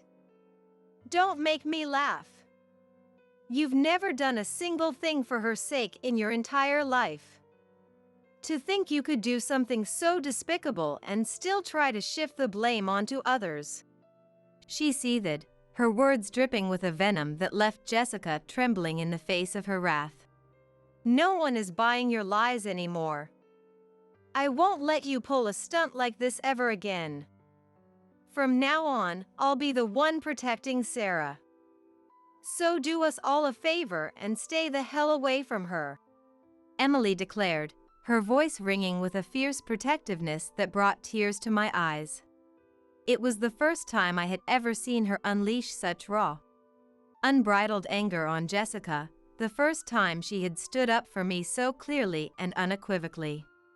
Overwhelmed by the sheer force of her love and the depth of her commitment to my well-being, I couldn't help but choke back a sob, my heart swelling with a gratitude that I had never known before. What do you mean? You're trying to act like a proper mother now after being so harsh on Sarah all this time? Just because the relatives are watching, you're putting on a good face. I'm the way I am because you pampered me, and I can't measure my worth any other way because you kept comparing me to Sarah. Stop acting like you're not at fault. Emily, shocked by these words, looked taken aback, and John stepped in front of Jessica to protect Emily. You're right, we might have raised you the wrong way. But did Emily ever say it was okay for you to do this? Do you think Sarah would be happy seeing you act like this? Every time you get scolded, you use someone as a shield to escape getting hurt. You're just a coward, always running away, blaming others. Everything you're facing now is because of what you've sown. It was the first time John yelled at her, and Jessica, trembling in fear. I had never heard such a low, intimidating voice from John, who usually seemed out of touch with common sense. Even I was taken aback, and my tears stopped. You've crossed a line that shouldn't be crossed as a human. You will be punished accordingly. Punished? Seeing John's serious expression, Jessica trembled, wondering what he would say. From now on, we won't take care of you. You are banned from contacting any relatives. There is no one in this house to help you anymore. Live on your own. Never show your face again. What? Jessica was speechless at this unexpected statement. The relatives nodded in agreement with John's words. I've already talked to everyone. You have no allies left. Pack your things and leave this house immediately. No, wait. I have nowhere to go. I don't care. If you're saying it's our fault for pampering you, then we'll treat you harshly from now on. So leave. Never come back to this house. Wait. Please. Sarah, I'm sorry. I won't do this again. I'm reflecting on my actions. So please, convince Dad and Mom. Don't abandon me. We're the only twin sisters. I don't want such a sad farewell. Please, forgive me? Realizing the gravity of the situation, Jessica cried and apologized, desperately clinging to my sleeve. But my feelings didn't waver, and I shook off her hand. It's too late to cry now. It's disgusting. I've never thought of you as my sister, not even for a moment. What? Neither you nor David should ever appear before me again. If you do, I'll make you see hell. And I'll definitely demand compensation in court from both of you. Don't think you can get away with this by crying. Wait. Please, Sarah. Listen to me. Hearing about the court compensation, Jessica turned pale and desperately reached out to stop me. But my parents blocked her path, and Michael and the relatives glared at her, all of them giving her cold stares. Seeing this, she seemed to give up, and with a powerless drop of her head, I left the scene. Thus, I ended my engagement with David and cut off my sisterly ties with Jessica. After that, I sued Jessica for compensation. As John declared, Jessica was disowned. She was also criticized by all the relatives, which must have taken a toll on her mentally. She didn't talk back.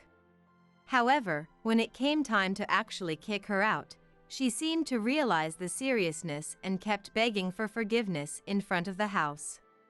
But no one listened to Jessica's pleas, and the neighbors, disturbed by the noise, called the police. When Jessica heard the police sirens, she got scared and fled the house, seeking refuge at a friend's place. Learning about this, I decided to spread the incident among our classmates and acquaintances to further corner her. I gave her a taste of her own medicine. Consequently, those who knew the details stopped sheltering Jessica, labeled her as a person lacking compassion, and severed ties with her. Jessica is now reportedly living a poor life in the mountains of Dallas. David, too, faced cold stares from high school classmates and lost his friendships. Everyone treated him with caution, keeping their distance to avoid any trouble. Moreover, news of the broken engagement spread among his colleagues, making it awkward for him to continue working, so he quit his job in haste. Lacking any particular skills, he's now struggling to find a new job. However, I have no intention of forgiving him. I sued him for compensation, including the cancellation fee for the wedding venue I had booked, and with Michael's help, I now receive monthly payments into my account. Thus, I succeeded in clearing my ties with both of them. I left the apartment I was living in alone and returned to my parents' house, living happily with them. Hey, Sarah. How about this? I think it would look good on you. Mom, I'm already 30. Just because I couldn't wear it as a child, don't bring clothes with teddy bear patches. Rather, where did you even find that? I'm surprised they make such things for adults. Emily started filling in the lost time with me, and John smiled warmly as he watched us. Seeing the smiles of those two became my happiness. My name is Lily. I'm a 32-year-old working mother. When I first got married, I worked in customer service, but due to the impact of the pandemic, I became a target for staff reductions, and since then I've been working from home. I always preferred working alone, doing meticulous tasks over customer service or being in the public eye, and I enjoyed making accessories and stuffed toys by hand. However, these were just hobbies, and I never considered showing or selling them to anyone. But then, a friend posted my work on social media, which caught the eye of a shop owner who sold small items, and I got the chance to have my work displayed there. Eventually, reviews from the customers have increased sales, and now I can make a living from it. Unlike when I made things as a hobby, now I have to incorporate customer requests, deal with deadlines, and face other challenges, but it's far more fulfilling than doing a job I wasn't suited for. Despite this, I have some concerns about my family at the moment. It's about my husband, Ethan, and my mother-in-law, Rosie. Ethan was a salaryman, but after I started working from home and my business took off, he was influenced by it and suddenly quit his job one day. Without consulting me at all, he just suddenly quit. Naturally, I asked Ethan. Why didn't you talk to me about this? Ethan, with a serious look on his face, answered. Seeing you shine doing what you love made me envious. I want to live my life without regrets too. I know it'll be a burden for a while, but please understand. When he said that, I couldn't help but feel guilty for blaming him entirely. After all, when I was laid off from my previous job and had no income, Ethan covered our living expenses despite his complaints. With my current income, we could manage even if Ethan was unemployed. I reconsidered and said to Ethan, "Okay. Take your time and find a job that you're satisfied with." Showing understanding and encouragement. Since then, Ethan has been at home and started doing housework, which he never did before. Thanks to that, my work progressed smoothly, and I was able to take on more orders, gradually increasing my income. After a few months, our lifestyle of me working in my room and Ethan being a house husband became established, and I felt no discomfort or dissatisfaction. However, there is one person who absolutely doesn't like this arrangement. That's Rosie. She believes that men should work outside to support the family while women should support men and take care of the home.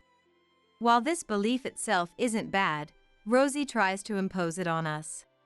She doesn't understand the concept of working from home and, no matter how many times I explain it. How is that different from being a bum? You're just playing at home, so stop that and focus on housework and having children. She refuses to understand.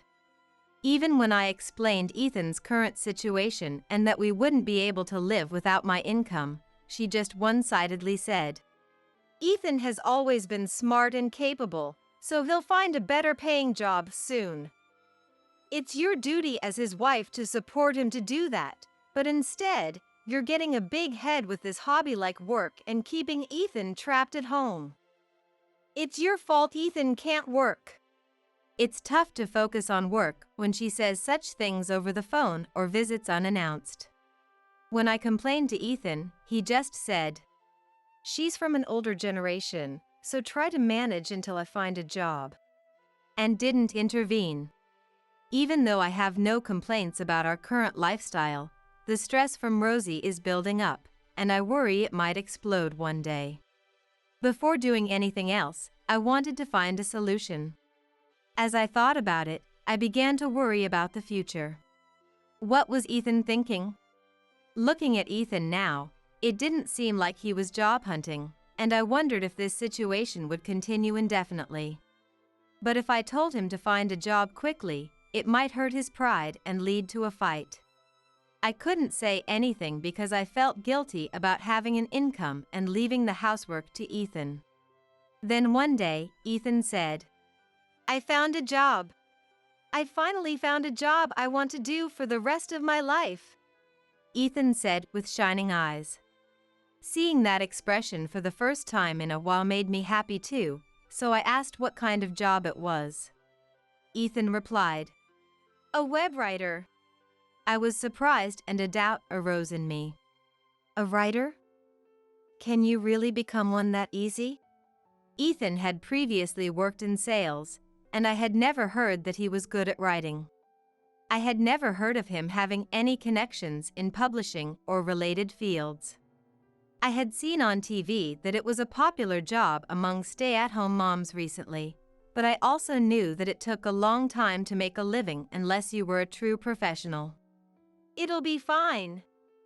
It seems tough at first, but once I get more projects, I'll start earning quickly. Like you, I'll be working from home, and being a writer sounds cool, doesn't it? Ignoring my worries, Ethan was happily talking about the job. Did you choose that job just because it sounds cool? Ethan showed a displeased expression at my question. So what? The reason doesn't matter. You started because you liked it too, right?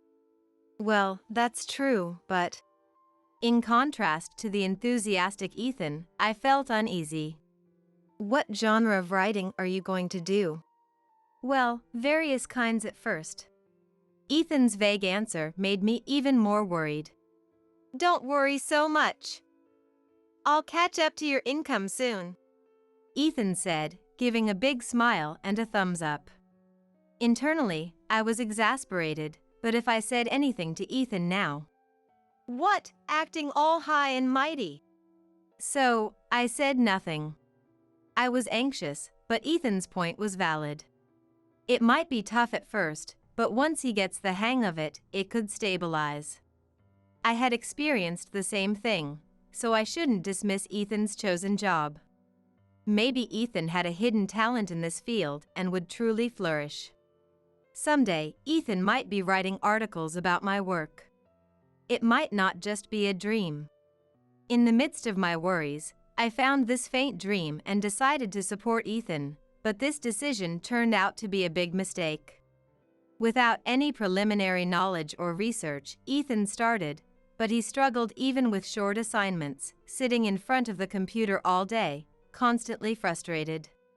Of course, he didn't do any housework either, just sat in front of the computer, pulling his hair.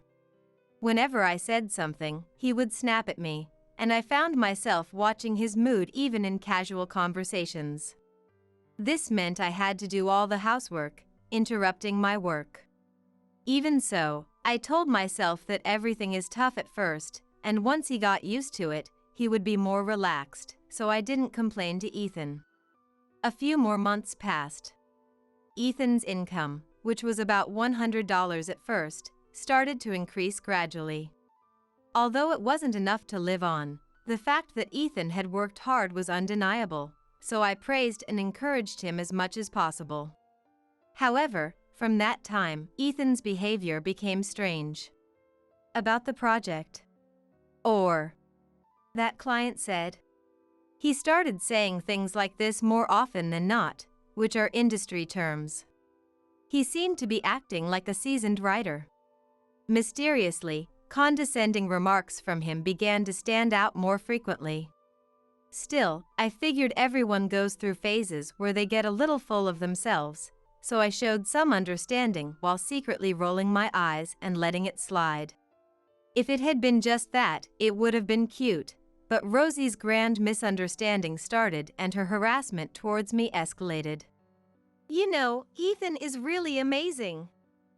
He's able to get results in such a short period of time, she said triumphantly to me. Sure, he started working, but was it really something to say with such a face? But then Rosie's next words made me furrow my brows. While you've been doing nothing at home, Ethan has already surpassed your income. You need to quit your job and start having children. What?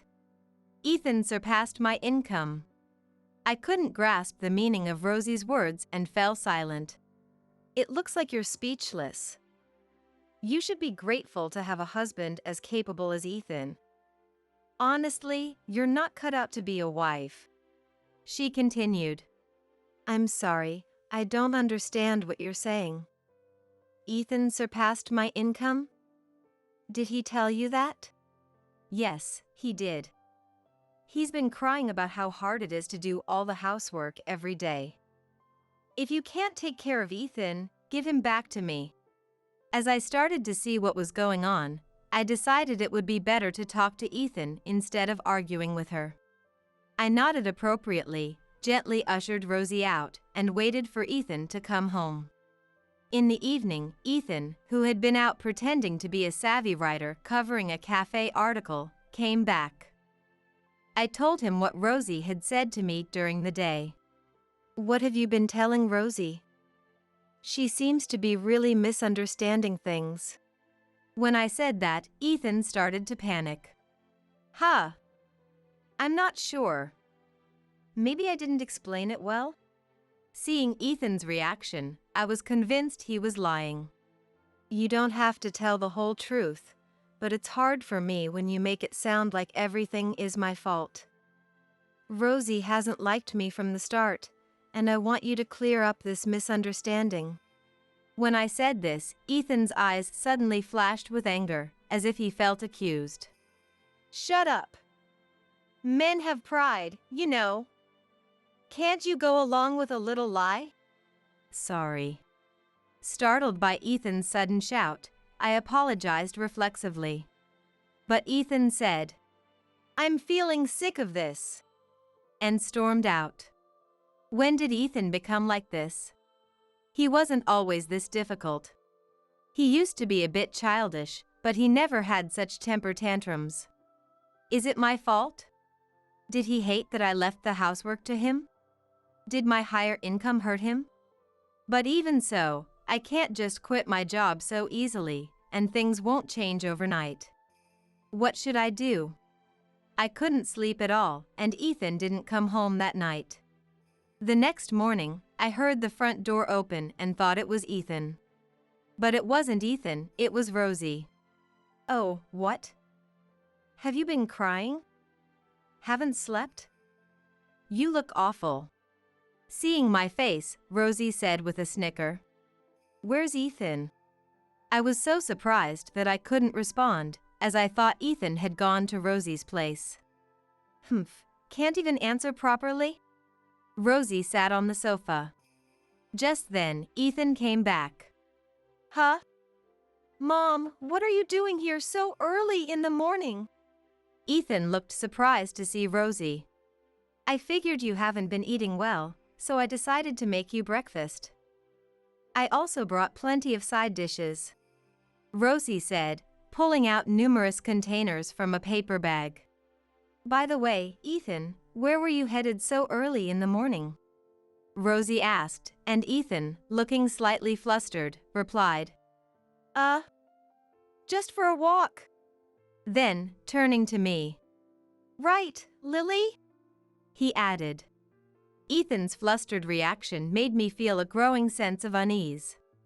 When I didn't respond, Ethan tried to cover it up by overly praising Rosie's homemade treats. "Honestly, any decent wife would get up earlier than her husband to prepare breakfast. But look at you, with your puffy face, still in your pajamas, just standing there. Poor Ethan," Rosie said smugly, glancing at me sideways. Then Ethan joined in with Rosie, saying, "Exactly, Mom, tell her." Rosie's snide remarks only happened when Ethan wasn't around, and whenever I told Ethan, he would just laugh it off. But now, right in front of me, Ethan was teaming up with Rosie to insult me. And he was doing it with a carefree smile I'd never seen before. "Calling that hobby of yours work. You have no idea how different it is from a man's job. Right? I should have opposed this marriage." "Mom, this is delicious. You're the best," Ethan said loudly, deliberately, while shoveling food into his mouth, and Rosie lounged on the sofa as if it were her own home. At that moment, I felt truly miserable for the first time. "Hey! At least make some coffee. You really have no sense, do you?" The instant Rosie said that, something snapped inside me. I grabbed Rosie by the arm and forcibly pushed her out, locking and chaining the door. Rosie started shouting from outside. "Hey! What are you doing?" I stood in front of the door as Ethan tried to unlock it. "What was that about? Are you both enjoying bullying me? What's your deal? And where were you last night?" "Shut up. Just open the door." "No.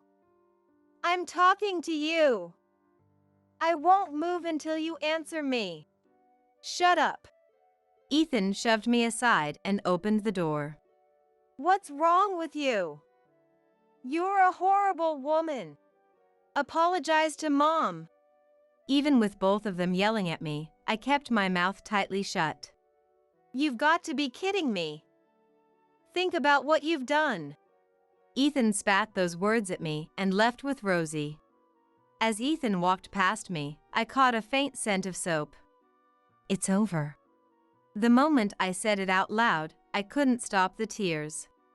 Ethan hadn't changed. He had always been like this, I just failed to see it. The fact that I earned more only highlighted his true nature. As for where Ethan was last night, a woman's intuition shouldn't be underestimated. I could guess. I didn't want to know, but maybe I needed to find out. I wanted to lie down, but I had a lot of work piled up. I washed my tears away with cold water and headed to my workshop. The next day, Ethan and Rosie showed up as if nothing had happened. Then she said, "Have you reflected on your behavior?" "Well, it doesn't matter.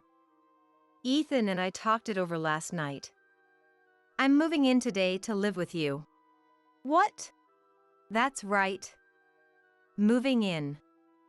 Ethan's suffering like this is unfair, so I'll be here to supervise you."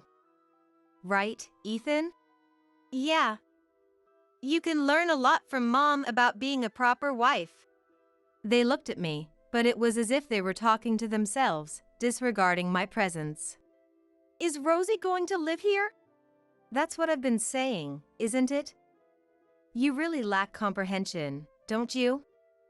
Listen, you were living it up on just $500 a month and taking advantage of Ethan, right? You're only able to stay here because Ethan makes $10,000 a month. You should be grateful to Ethan for your lifestyle. When I looked at Ethan's face, he seemed to know he was lying and avoided my gaze.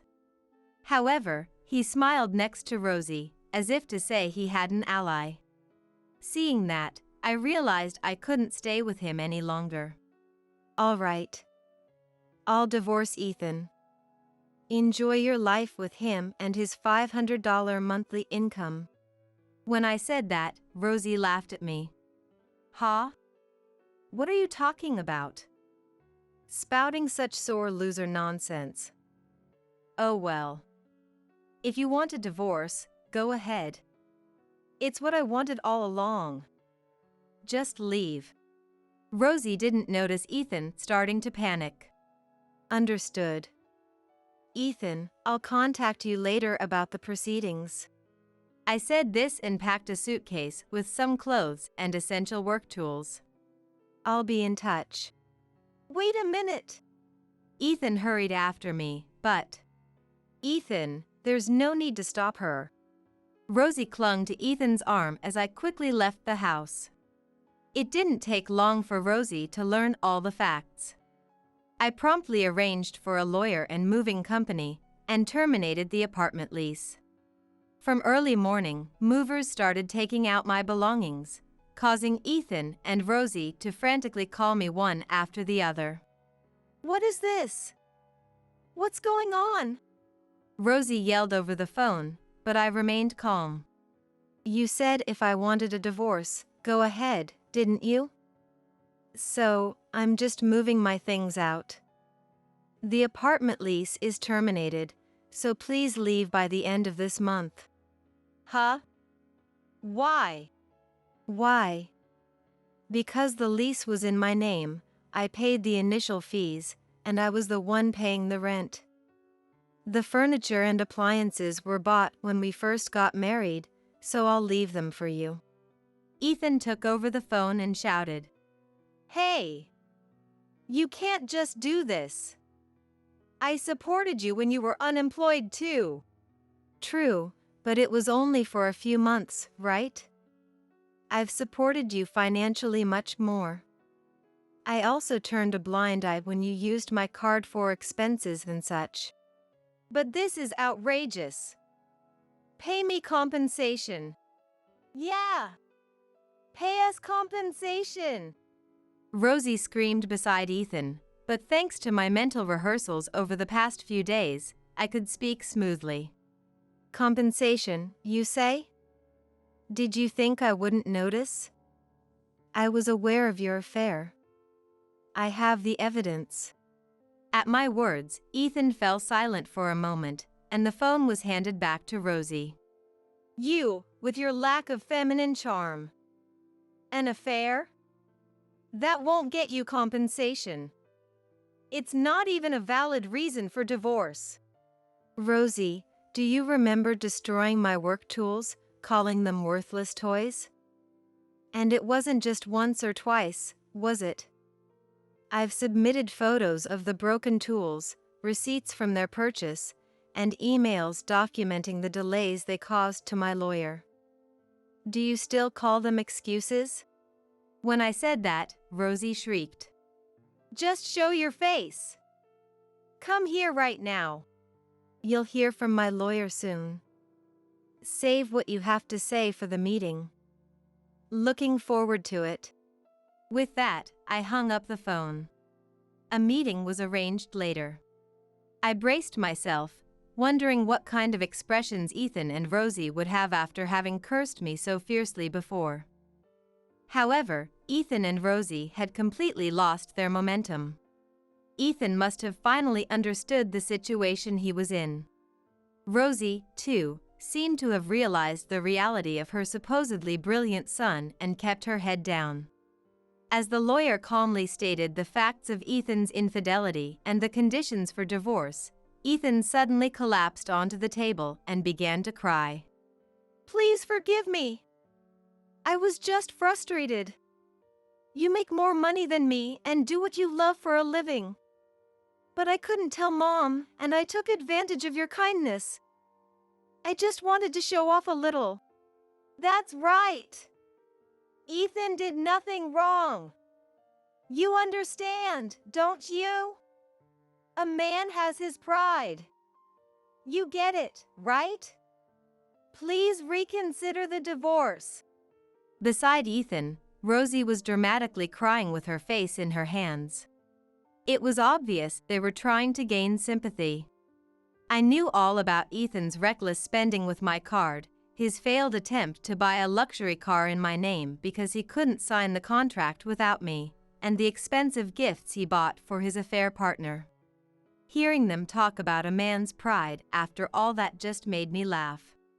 Rosie, you said that it was only natural for Ethan to cheat on me because I lacked attractiveness as a woman, didn't you? You even said it would be a blessing if we divorced. So why are you trying to stop this divorce now? Did I say that? I don't remember. Rosie mumbled, avoiding eye contact with me. It's about the money, isn't it? You're panicking because if Ethan and I divorce, your lifestyle will be unsustainable, right? You must know by now that the money sent to you was from my income. You just don't want to lose that. That's not true. I just want you to come back. It's too late to say that now. I can't forget the things you've said and done to me, and there's no way I can support you and your son like before. An apology isn't enough to forgive everything. When I said that, Rosie finally raised her head and looked me in the eyes. As I stared straight at her, Rosie's face twisted in frustration and she looked down again. Please, reconsider. I'll find a proper job. Okay? It'll be fine, right? You're busy with work, so it's better if we stay together, isn't it? Seeing Ethan pleading with upturned eyes, I realized I had no feelings left for him. We're past that point. Honestly, it's very disappointing. But I can't live with you anymore. I have many flaws and things I need to reflect on, but from now on, please cherish your beloved Rosie and live happily together as mother and son. That's what I hope for now. No way! Glancing at Rosie, I saw her glaring at me. I didn't look away from Rosie and said, Rosie, isn't it great? Not only did you get rid of the wife you didn't like, but you also got your beloved son back. It's truly a dream come true. I hope you find a wife who will do everything you want someday. Enjoy your life with your son, who thinks he's a big shot in the industry on a $500 salary. Now you can cook him delicious meals every day. You must be so happy, Rosie. I smiled sweetly as I said this. I thought I heard Rosie mutter, You devil. but I pretended not to hear and carried on calmly. Thus, my divorce from Ethan was finalized successfully. Ethan sold the furniture and appliances I left behind and moved back in with his parents, but without an income, the relationship with his parents deteriorated, creating a tense living situation. Now that we're no longer together, I hope he will put serious effort into his current job to make a living. He was just relying on my income, but I'm sure he'll get serious when he's under pressure. I want him to get serious. With a heavy burden lifted off my shoulders, my work has become even more productive, and recently I've been getting orders from various places. Now, I can afford to hire an assistant and have started my own company. There was a bit of a commotion when my company's website and the social media managed by my staff received slanderous comments about my products and me personally, but it was quickly discovered that Rosie was the source of all the negativity. I considered hiring a lawyer to file a lawsuit, but I thought it would be more mentally taxing to deal with Rosie for a long time if I escalated the situation, so I settled for a warning. I want to believe it has been resolved, but if something like this happens again, I won't hold back. Rosie probably blames me for the situation she's in now. Thinking about her obsession makes me shudder, but it doesn't matter anymore. I'm now living a fulfilling life with my team. It has been a year since my daughter Nicole and her husband Jason moved in with us, and they have since welcomed their adorable baby boy, Matthew. Today is the day my mother-in-law, Michelle, will meet Matthew for the first time. My husband, Christopher, had gone to pick up Michelle and was just returning with her. I've brought Michelle home, everyone. Oh, welcome, Grandma. Nicole, who had always been very close to Michelle since she was a child, had been looking forward to this moment ever since she gave birth. We live separately from Michelle. Considering her age and health, I often feel uneasy about the future, but it was all out of consideration for Michelle's unique constitution. She has a natural sensitivity to the spiritual world, making it difficult for her to be around large groups of people, as she feels overwhelmed by the spiritual energy. Seeing her arrive, Nicole's eyes lit up with excitement. Encouraged by Nicole's eager expression, I walked over to Michelle with Matthew, whom I had been holding and soothing. Welcome, Michelle. This is Matthew. Suddenly, she clutched her chest and appeared to be in pain. Michelle? Just moments ago, Michelle had been smiling calmly, but as soon as she saw Matthew, her eyes widened in shock, and she collapsed on the spot. What's wrong, Michelle? Are you okay? It hurts, it's painful, that child is, no. She desperately tried to convey something. In stark contrast, Matthew remained innocent and smiled happily in my arms. My name is Elizabeth. I used to work as a nursing care worker, but now I am retired and live with my husband Christopher, my daughter Nicole, and her husband Jason. Our peaceful life as a family of 4 is fulfilling, but there are a few concerns. I wish Grandma could live with us, Nicole said wistfully as she sipped her coffee. Currently, we live separately from Michelle. Michelle is 91 years old this year. Given my professional background, the idea of not being close by to support her, or what to do if something happens, constantly worries me. Yes, but I remembered the time I had suggested to her that she live with us. It's more comfortable for me to live alone and spend my days leisurely. That's her choice, and there's nothing we can do about it. Despite being 91, Michelle is incredibly energetic. Her letters often recount her mountain climbing adventures. She told me before that she loves the mountains because she feels at peace surrounded by nature's energy. Also, she seems to have a strong sensitivity to emotions, especially other people's feelings. I shared a memory with Nicole while enjoying a slightly indulgent cup of coffee. When you were still in preschool, there was a time when you went missing, remember? What? Really? Nicole exclaimed in surprise. She might not remember much since she was so young then. But at that time, Christopher and I were frantically searching for Nicole, so much so that even strangers offered to help. We called our neighbors and searched around the preschool and the neighborhood, but we couldn't find you anywhere. Christopher suggested we talk to Michelle. And then, your grandma. Over 10 years ago, Michelle was much more energetic than she is now. When I consulted her, "That's really tough," she said and quietly closed her eyes on the spot. I wondered what she was doing, but there was something about her atmosphere that made me feel I shouldn't speak, so I remained silent. A few seconds later, Michelle clutched her chest in pain and said as if she was feeling it herself, "She's in a dark place. It's lonely and it hurts a lot." When we focused on searching dark places as Michelle suggested, we found Nicole, who had sprained her ankle and couldn't move, inside a hole near a nearby embankment. No way! I don't remember that at all. Afterwards, when I asked her how she knew, she just said she could sense Nicole's fear. After finishing the story, Christopher, who had been quietly reading the newspaper, looked up and softened his expression nostalgically. "Now that you mention it, I do remember that happening." Wow, so psychic abilities really exist. Grandma, you're amazing. I had heard from Christopher that Michelle had psychic abilities, but until that event, I didn't believe it.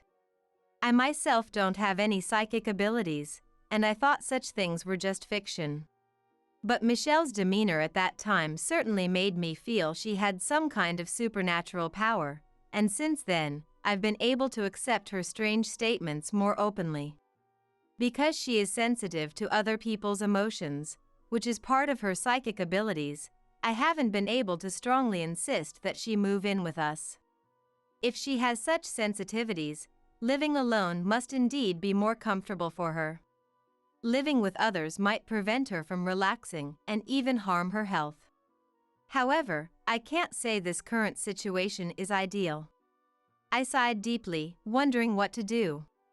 And my worries didn't end there. A year ago, after Nicole and her husband Jason got married and started living with us, our front door began getting spray painted with graffiti. "It's been spray painted again." One day, when I went outside to do some weeding in the garden, I found the front door covered in noticeable graffiti. Erasing the extensive spray marks by myself was too much effort, so I decided to ask Christopher for help as usual. Christopher, I'm sorry, but could you help me clean off the graffiti? "Oh, again? Just give me a moment." The frequency of the graffiti was quite high, and we still had no idea who was doing it. Our house had accumulated a set of tools for removing graffiti in a bucket. This time, it was just a random mess of paint smeared on the door, but sometimes there were clear messages of malice like "curse you" or "I won't forgive you." Who on earth could be doing this? I had asked our neighbors, but none of them had seen anyone doing the graffiti. Our house was well known for being vandalized, and sometimes when we didn't notice, neighbors walking by would knock on our door to let us know. As things stood, even if I wanted to invite Michelle to our house, it would be hard for her to relax. "I've got it, let's install a security camera." I had an idea while erasing the graffiti and suggested it to Christopher. We needed to take some action to solve this. Christopher nodded at my suggestion and installed the security camera that very day. Then, after the front door was vandalized again, we checked the camera footage. The time was early morning when most people were still asleep. The footage showed a man dressed entirely in black. Is this person? Do you know? It was hard to identify the person because of the mask and hat, but it was clear that they weren't an acquaintance. However, as soon as Nicole saw this person, her face changed color. When I asked if she knew him, Nicole nodded and said, "Probably. I think it's Brian Jones, who was in college with me. Before I started dating Jason, he confessed his feelings to me. I turned him down, but he kept pestering me after that." Really? Recalling those days, Nicole began to shake her shoulders slightly. Hearing the story, Jason, with a stern look on his face, gently rubbed Nicole's back in a comforting gesture. Apparently, the graffiti culprit's love for Nicole had turned into hatred, leading him to do such things. I don't know what happened between them, but Nicole is not the kind of person to toy with someone's feelings. The sharp glint in the culprit's eyes, along with a gaze filled with madness and hatred, made me feel a chill down my spine. Christopher must have felt the same thing because he spoke in a severe tone. We should contact the police. Even if it's just graffiti, it's a nuisance, and it could escalate further. Yes, let's do that. It would be too late if something happened. We had the video and several photos of the graffiti, so we had enough evidence. We decided to take this footage to the police. When we explained the situation, the police took it as a malicious act and gave the culprit a stern warning. As Nicole had predicted, the culprit was Brian, who harbored intense hatred towards Nicole and Jason. Brian's parents found out about his mischief, and he had to quit his current job and return to his hometown. After that, the graffiti incidents completely stopped, and we were finally able to feel at ease. However, the uneasy feeling inside me didn't go away. Shortly after that, Nicole's pregnancy was discovered. She had mentioned that she had no appetite despite not feeling unwell, and then we found out. I had already been informed over the phone, so I warmly welcomed Nicole when she returned from the hospital. Nicole, congratulations. Thank you, Mom. From now on, you have to be careful about many things. No vigorous exercise, no lifting heavy objects. Take it easy with work and keep a relaxed mind. I heard that from the nurse many times. Nicole seemed tired of hearing this repeatedly. But her joy was undeniable in her expression. As we talked about the future, the living room door opened. Looking up, I saw Christopher coming back from outside. If you need anything, don't hesitate to rely on us, Nicole. Christopher must have overheard our conversation from outside the room, as he spoke kindly. Standing next to him was Michelle, wearing a joyful smile. I had asked Christopher to pick up Michelle. Congratulations, Nicole. Grandma. When I shared the happy news with Michelle, she was very excited and insisted on coming over. Her enthusiastic voice over the phone had made me happy too, so I asked Christopher to bring her. Michelle grasped Nicole's hands, tears welling up in her eyes. It may be tough from now on, but I'm sure a lovely baby will be born. I'm so looking forward to it. Good things come with long life. Nicole smiled happily and nodded at Michelle's encouragement. It's wonderful to have such a cute baby, isn't it? Do you sense it with your intuition? It's not intuition. It's just a little dream of mine. When I asked this, Michelle winked at me in a playful tone. Yes, of course. Any baby would be adorable. While I was internally regretting my intrusive question, I suddenly remembered the graffiti issue. Oh, Michelle. You mentioned before that someone was doing graffiti on our property, right? Yes, I did. We found out who the culprit was, contacted the police, and there haven't been any more incidents. You don't have to worry anymore, so why don't we live together? Brian has gone back to his hometown, and the neighbors here are all kind and peaceful people. Michelle shouldn't have anything to worry about anymore. However, Michelle shook her head as if the idea was out of the question. No way. I can't imagine living with a happy family like yours. I'm fine as I am. But Michelle, your family too. I tried to persuade her, but in the end, Michelle didn't agree. After that, Nicole's belly grew smoothly, and without any major issues, she gave birth safely. The baby boy was named Matthew. He had a cute face, just like Nicole. I remembered when I gave birth to Nicole and realized that she had grown up to do the same thing I once did, which brought me to tears. Nicole seemed eager to show baby Matthew to Michelle right away, but I advised her not to overexert herself right after childbirth, so the visit was scheduled for a month later. Matthew is really cute. When I cradled him, Matthew smiled innocently. Today is the day Matthew and Michelle will meet for the first time. To help Nicole, who has returned home from the hospital, I try to be as involved in childcare as possible. Above all, the fact that I now have a grandson makes me incredibly happy. Matthew already loves you so much. I'd be delighted if that's true. Thinking that I've finally become a grandma fills me with deep emotion. While talking with Nicole and taking care of Matthew, Christopher came back with Michelle. Here they are, I've brought Mom. Welcome, Grandma. Nicole had wanted Michelle to hold Matthew since the time he was born. With Michelle's long-awaited arrival, Nicole's eyes sparkled. Encouraged by Nicole's look of expectation, I approached Michelle with Matthew in my arms. Michelle, this is Matthew. But the words never left my mouth. Because at that moment, Michelle clutched her chest in pain. What? Michelle! Michelle, who had been smiling so peacefully just a moment ago, widened her eyes and collapsed. Michelle, what's wrong? Are you okay? It hurts. It hurts so much. That child is not good. What do you mean? Matthew isn't good? Sweat beaded on Michelle's forehead as if she was enduring real pain. Her condition was clearly abnormal. Wondering what was happening, I looked at Matthew in my arms, but he just smiled innocently, amused by the adult's frantic behavior.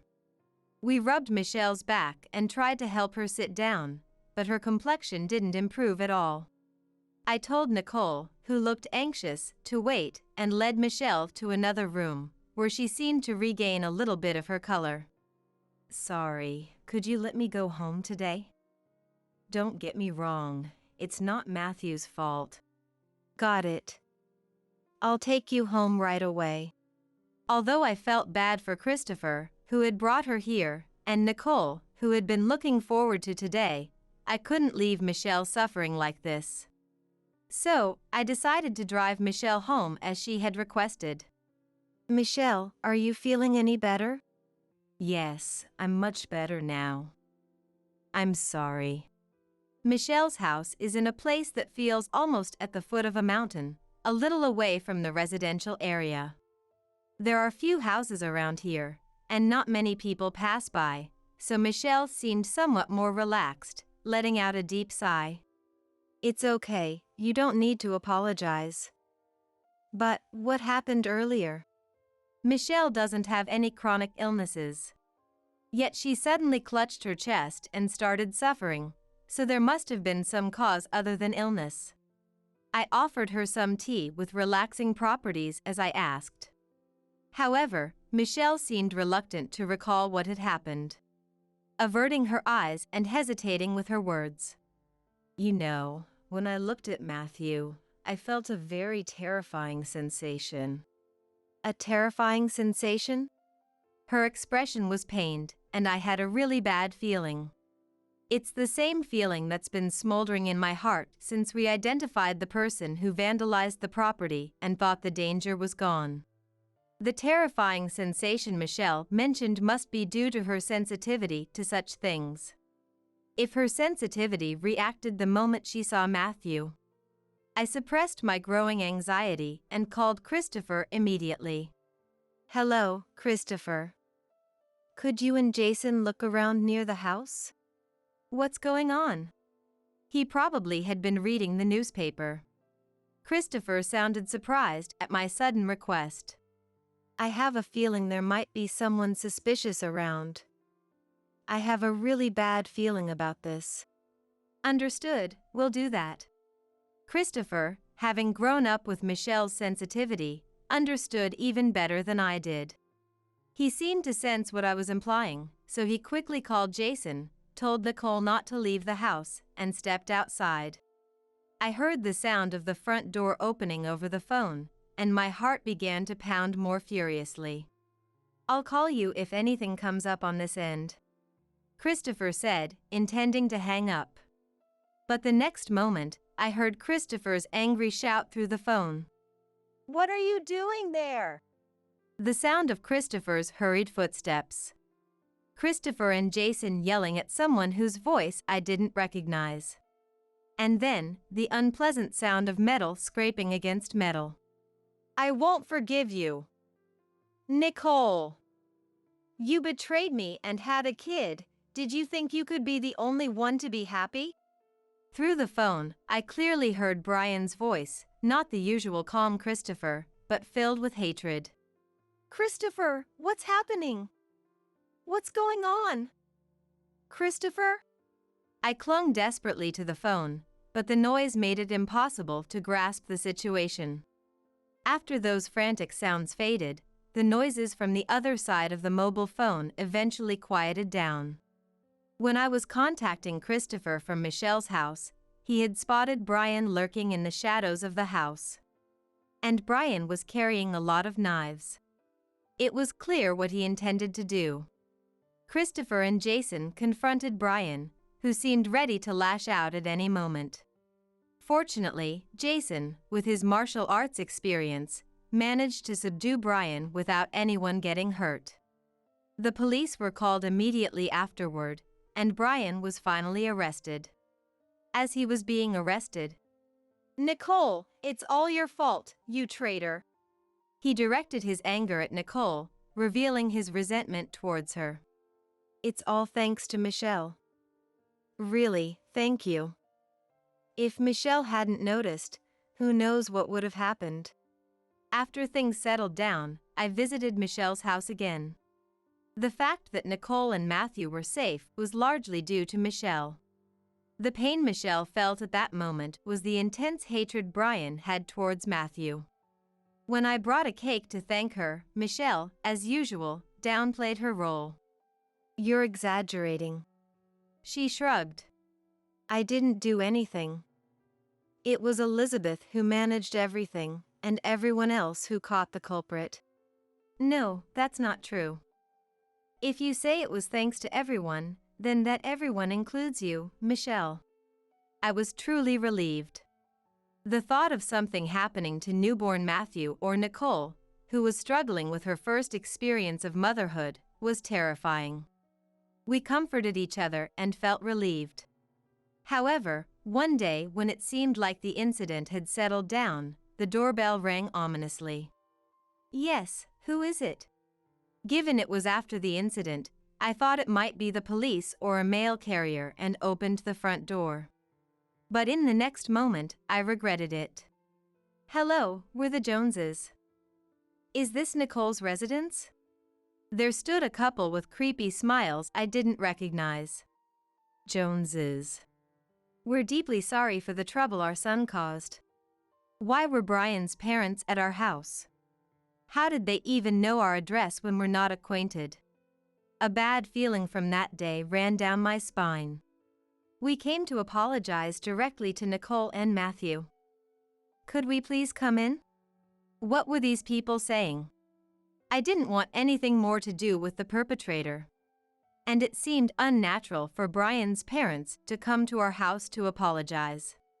The incident had just happened. Isn't that something that should be done through a lawyer or the police? There was no way I would let these two meet Nicole and Matthew.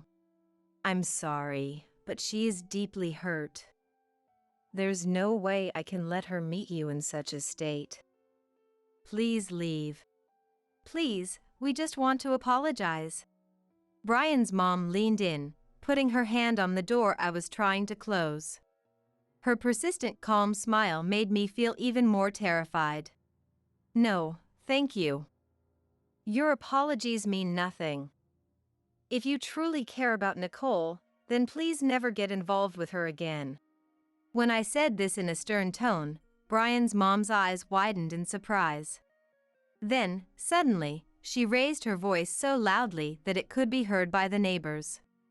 What? I knew I wasn't wrong. It's horrifying to think that my sweet Brian might have married such a rude person's daughter. To reject Brian, there must be something wrong with Nicole. She must have been toying with Brian. Excuse me. I felt a strange chill run down my spine as I noticed the drastic change in his behavior, so I closed the door and locked it again. If they cause any more trouble, I'll call the police. Thinking that, I gripped my mobile phone tightly, feeling a cold sweat trickle down my back. Brian's parents continued to stand stubbornly in front of our door, but after a while, they seemed to give up and quietly left. I sat down on the floor, relieved. Even though the culprit was caught, it might still be too early to feel completely safe. I decided to share this with my family. Actually, Brian's parents came by today. What? During dinner, when everyone was gathered, I spoke in a tense tone. Nicole's face turned pale with anxiety, and Christopher and Jason furrowed their brows. They insisted on apologizing to Nicole and Matthew directly, and asked to be let in, but I told them to leave. That's unbelievable! There was no sign that Brian's parents genuinely wanted to apologize. I just couldn't understand what they were thinking. They were simply eerie. Then, trying to lighten the dark mood, Christopher said firmly, "Let's move. It's not good that they know our address." I think so too. Although this place was very comfortable to live in, the fact that Brian and his parents knew our address was a constant source of anxiety. Even if everything is okay now, there's no guarantee it will stay that way in the future. Elizabeth, you've been worried about Michelle too, right? What does that mean? It was as if Christopher understood everything I had been concerned about as he winked at me. In this way, he might be quite similar to Michelle. Michelle, why don't you come live with us? After successfully moving, I came to visit Michelle's house again. This house was very quiet, suitable for spending the rest of one's life alone, but it felt a bit too lonely for me. The new place is surrounded by nature, and I'm sure you'll like it, Michelle. And besides, through this incident, I realized something. Until now, I had thought that I needed to support Michelle unilaterally. Somewhere in my heart, I saw her as someone to take care of. But that's not all. No matter the differences in our positions, our family can continue to help each other. It's more fun to be together as a family. Nicole and Matthew feel secure when you're around, Michelle. Relying on Michelle. That was my true feeling. When I said this with a serious expression, Michelle gave a gentle smile as if she understood everything. Elizabeth, you're so stubborn. So are you, aren't you? Maybe so. It somehow became amusing, and we laughed together. Being similar, we would surely get along well in the future too. That's right. Taking care of Matthew might not be so bad after all. Thus, the series of events came to an end, and Michelle began living with us in the new house. From now on, we would live peacefully and happily together, but no one yet knew that in the future, as Matthew grew up healthy and strong, he would become overly attached to Michelle, causing Christopher and Nicole to lament.